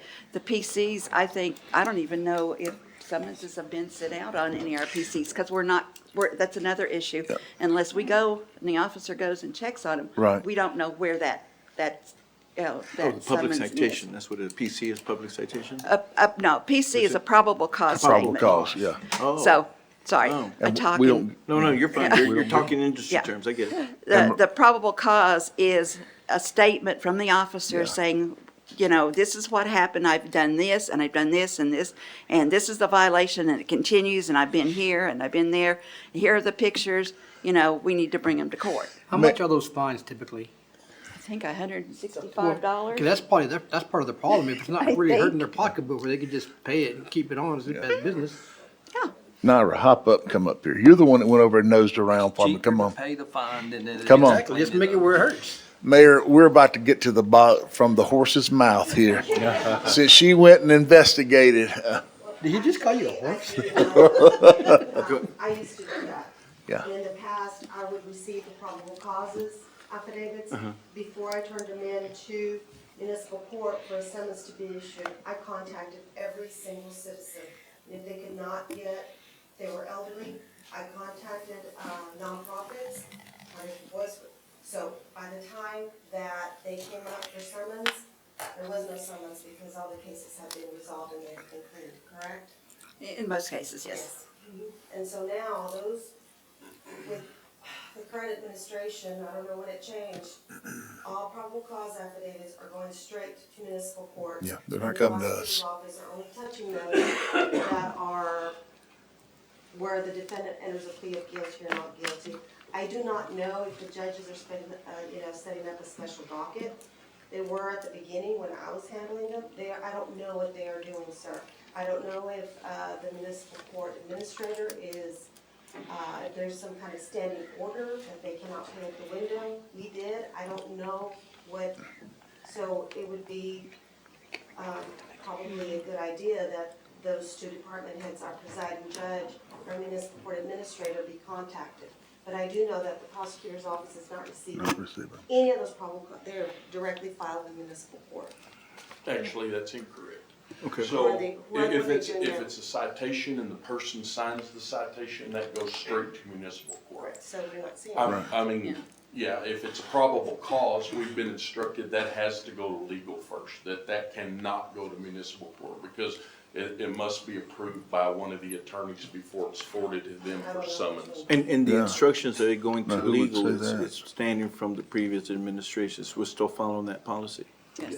Is that Okay. written policy? So I don't know what they're doing because We'll get to the bottom of it.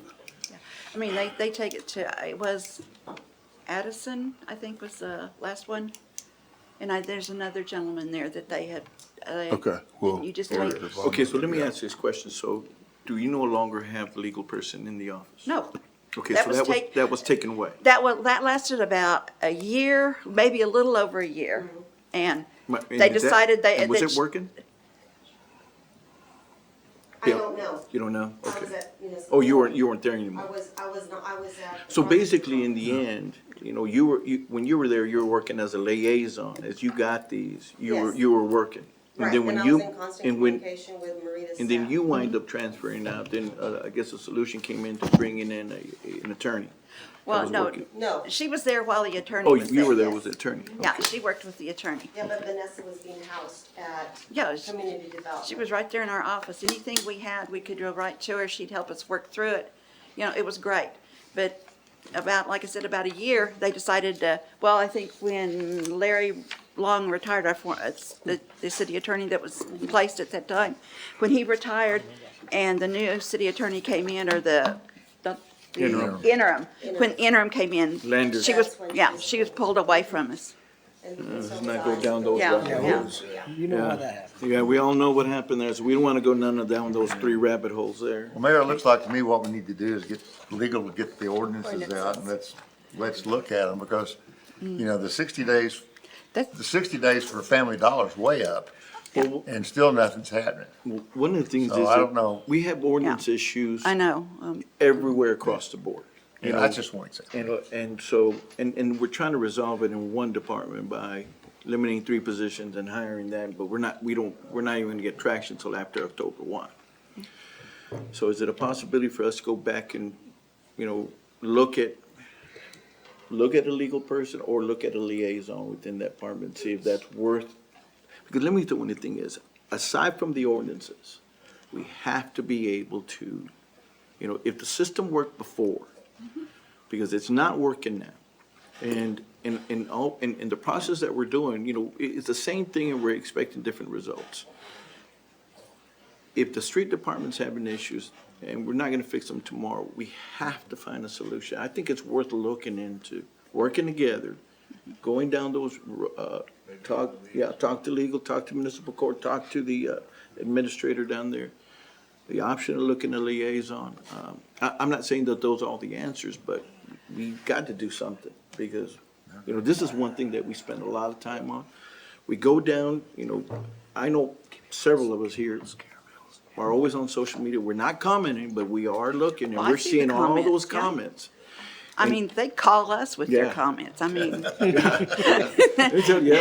you know, I mean, and they. Hey, I had my neighbor, when I had my ATV parked on my curb, she called, you know, we had an agreement where I had it. And one day she decided she didn't want it, so she called code enforcement and came over and wanted me to fix it because the citation was hers. And I liked it. I said, "You called the city." He goes, "Oh, no, they just came over." Like, "No, you called the city." And so I moved it. And so I moved it within, I said, all you had to do is come and ask me. But, you know, the thing is that we deal with this all the time. Right. All the time. And I know And- you do too. And and- so we need to, well, let's get together. God, we're not gonna form another committee, but we are gonna have another meeting. Okay. And, you know. I have a thought. Okay.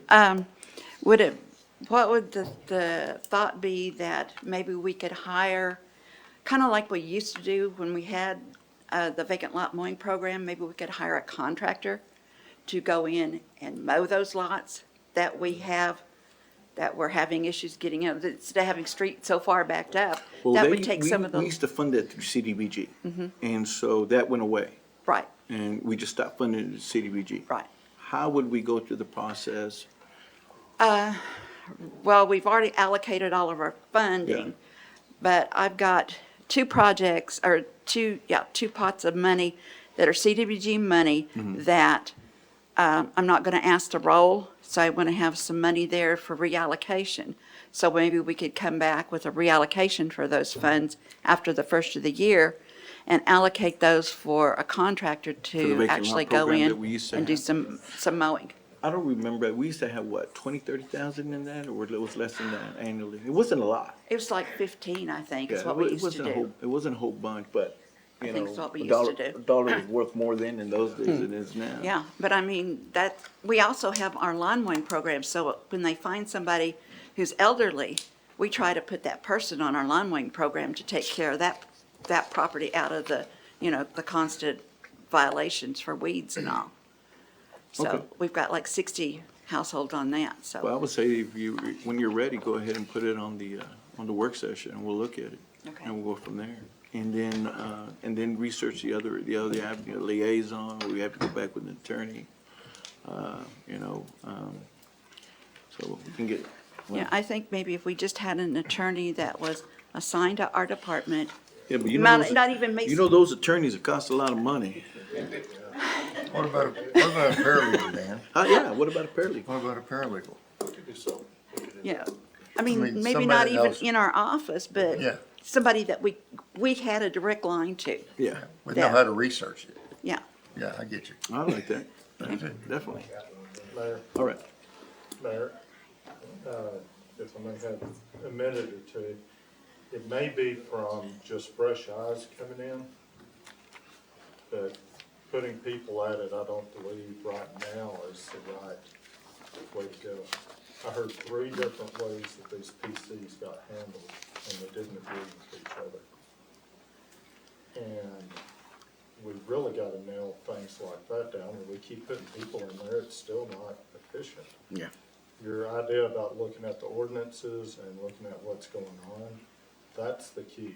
I'm not trying to not give you help, obviously. But let's not attack it from the wrong direction first, just a suggestion. No, I like that. I mean, the thing is, we have to address our ordinances all across the board. You know, we're having issues, with our housing, things of that nature. It comes up again, so, well, let's start there. Not that you don't have enough on your plate, Dan, so, you gotta start pointing fingers. You know who's gonna get it. Voluntold. Yeah. Well, it is a big task, but I think if it's broken up by department and each department head kind of takes control of that and pulls the ordinances that need to be looked at, and I think it makes it a little bit easier to handle. I mean, I knew there were, when we had the vacant lot program, we always put money into it. It was addressed, and it didn't take away from our city departments. I knew it went away. I didn't, I just never really looked at why, but I knew It was taken, I guess it went away, and we just relied on the street department to handle it. And Okay. I'm more than happy always to help. Oh, you come up with an idea. It's you own it. You research it. You follow it all the way through. There you go, John. I just point. His list just got a lot bigger. Yeah. John is now in charge of the ordinances. That's right. You got a lot of reading material that's gonna put you to sleep at night. Can somebody deliver those? Oh, yeah, we can get those. Yeah, we can back up the truck real quick. You want us to put you in this bed? All right, thank you very much. I Okay. appreciate you. Thank you. We're gonna go ahead and move on and try to wrap this up. ARPA funds. You got a proposal? We're not gonna go through them today. Yeah, I would just say if, it's pretty long. Yeah. I have some of the department heads here to speak on their items, so if we could table this one and the next. Yeah, basically what we'll wind up doing, guys, we got the list. We got them.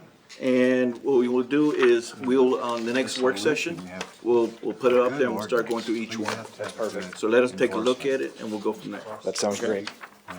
That way we can we can solidify and commit Do it all at those once, funds. that's Yes. perfectly fine. Yeah. Table number 9, sir? Table number 9? No, well, we don't need to table, just a discussion. We don't need to table. We don't need to take that kind of action. The opioid funds. Yes, I would recommend we table that too, just to discuss over it. I've got a presentation and it's not as long as ARPA, but about 20 minutes probably. Okay, then we'll put that on the next one. Okay, discuss council work sessions and council meetings. So a suggestion is that we had decided, I guess my questions here is real quick. I put this item on the agenda because I wanted to discuss our council sessions. I know that some are gonna get lengthy in our work sessions, and I wanted to see if we could move up to 2:00. No. And if we finish up, we have a little longer break in between if we need to go home and things of that nature, instead of trying to rush back in 1 hour. We can remain that fluid, but, it's just a suggestion. Not that we have to make any agreement today, just a thought process about moving to, but also, what I really wanted to talk about is, and I said that I was gonna bring this back up again. Traditionally, we've always had work session, it's evolved. It used to be the finance committee and it evolved to what it is now.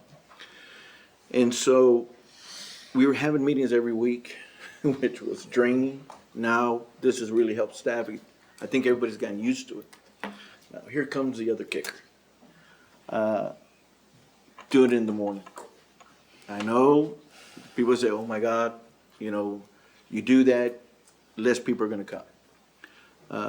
When they have an item on the agenda, they're gonna be here. And so, I want the council to think about doing, in December, we have one meeting.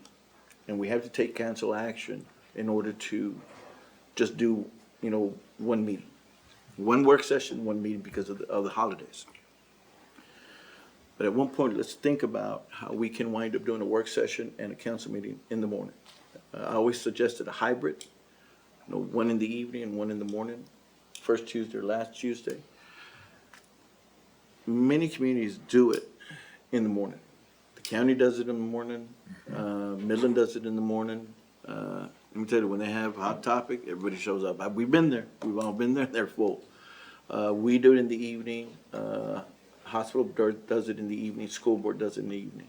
And so it's a thought process I wanted to bring up because of open meetings. I wanted to bring up in a work session to be able to talk about it. Make some suggestions and throw it out around, look at November, doing something like that in the morning. And the reason why is that, one, we have security, and sometimes we ask for two, and we pay the overtime. I know Stuart out there, and he's not paying attention, but he says it's the easiest overtime I can get. Not that this is a budget breaker, but, the thing is, it's in the daytime, it's within the rotation. Or, they still might put somebody in there, but that's not the biggest concern. In the staff, this is a normal portion of their day. I know some of us don't like early mornings, so nobody wants to be up here in a work session at 8 o'clock in the morning. Midland does that. I'd love that, actually. I would too. I would love it in the morning, and I get it out of the way, and you don't have to plan around it, but that's just me. But it's a thought process. I want everybody to try to consider it, because it frees up the whole day. And if we go a little long, it's still within normal working hours. Is it drastic? Yeah. We are gonna have our complaint and naysayer, because this is not the way it was always done, but there's a recurring theme. We do think this is just the way it's always been done. It's not limiting anybody from being able to come. If you have an item on the agenda that's pertinent to you, you're gonna make time to come in, and so let me tell you, how many times, we all joke around. Hey, when those seats are full, what do we always say? Are we giving money away? Because this is the only time when it gets full. And predominantly that, or we're stirring the pot. And so, something to think about, okay? Think about it. I'm gonna throw out some suggestions on some dates and for y'all to look at and see. I just say, let's just do one. Let's just throw it out there and see how it goes and works, and see if everybody likes it. And we'll go from there. If not, I know Mr. Haney's saying no. And so, but. If you're gonna pay me a full salary, then I'll work here 24 hours, 7 days a week. If you're only gonna pay me $10, I have a regular job. Okay. I have to feed my family. So, to me, anything after 5 o'clock, I'm free. Okay. Anything before that, I'm not. All right. But I went to the people I work for twice a month, they don't mind. 4 times a month, they're gonna mind. Oh, no, we're not doing four. We're not going to four meetings a month. But in the mornings, I have stuff that goes on in the mornings. Okay. And so I'm responsible for $600,000 worth of tanks being in and out, and stuff's moving in the mornings. There's no time for me to be here All right, understand. in the mornings. But no one said about going to 4 meetings. We eliminated that, because that was a burden on everybody. We were here every Tuesday, and it was a burden on top of everything else we got. The pay was better. And I so- am seeing and a also little for the problem staff. between the 3 and the 6, though, like the 3 needs to go to the 2. Well, I would ask the council, like, today, we had, long sessions, it would have been gone to 2. And the work sessions are not mandatory. What the mandatory meetings are the councils. The work sessions is just something that you can get a little more extra talk about it for the following, 2 weeks. And so I know that it's been made a deal, oh, you missed a work session. Well, those are optional. Yeah, and so, there is no mandatory attendance to the work session, and only to the council meeting. That's all it applies to. And so, but no, this is why we want to have that discussion, but no way are we going back to 4 meetings. I think the scope that we have it here. One thing Okay. is, you can limit Yeah. these most discussions, definitely. you can time them. We may have to just go back to a timing thing too, but there is times when we've sat right here and 10 minutes later, we're getting up and going, we're done. Yep. So, Yep. to Okay. me, this is overloading right here, especially with the awkward deal. That was gonna be long. And 12. We wind up holding a lot of these back, and we have been pushing them back, and finally got to a point where we had to have them. And because we had pushed the aqua back quite a bit, a whole bunch. And then the timing of the corporations, it just wind up doing that. But we really do try to limit it. I try not to have it that long so we can get out of here. We're running 30 minutes late. On item 12, real quick on the IT, I think staff suggested it that we wind up having an IT always at council work session, ODC. So, Mr. Flores, you have a suggestion how you're gonna handle that for us? We've already started, Yeah. so right now we have an You got IT somebody staff. already in there. Yeah, so we're already, once he emailed me, I just talked to the staff and Landon, that was actually excited, he kinda enjoyed it, so I was like, well, tag, you're it, and you're excited about He it. made it work, man. He made it work. What he's doing, he's getting a 3-day weekend is what he's getting, right? Yeah, Yeah, so- that's what it is. That's what it is. So it's just a matter of us figuring it out now. I mean, at first, it's probably gonna be a little shaky, but we'll figure it out and it'll get better and better. Well, this allows us to be able to have, when we have technical issues, we have access can from address it IT, right then and and we're there. not having the staff, everybody's trying to figure out, who in the staff is most savvy in IT to try to, it usually gets volunteered to do it. And so we just want to inform council that there's gonna be an ongoing, staple is that we're always gonna have IT in the house while we're winding and having the meetings, in case we have those issues. And so we'll have Landon and Ray figured out, and then we'll train a couple other people so we can have rotating We'll staff. rotate. But Ray and Landon will figure it out, and then they'll train everybody else, essentially. That's awesome. I appreciate it. Yes, We're sir. gonna go ahead and wrap it up. Seeing that there is no more business before this council in this work session, I have a motion to adjourn by Councilmember So moved. Swanner, second by Councilmember. I second. All in favor indicating by saying aye. Aye. Opposed indicating by saying nay. Motion passes unanimously. We are adjourned. We'll see you in 35 minutes.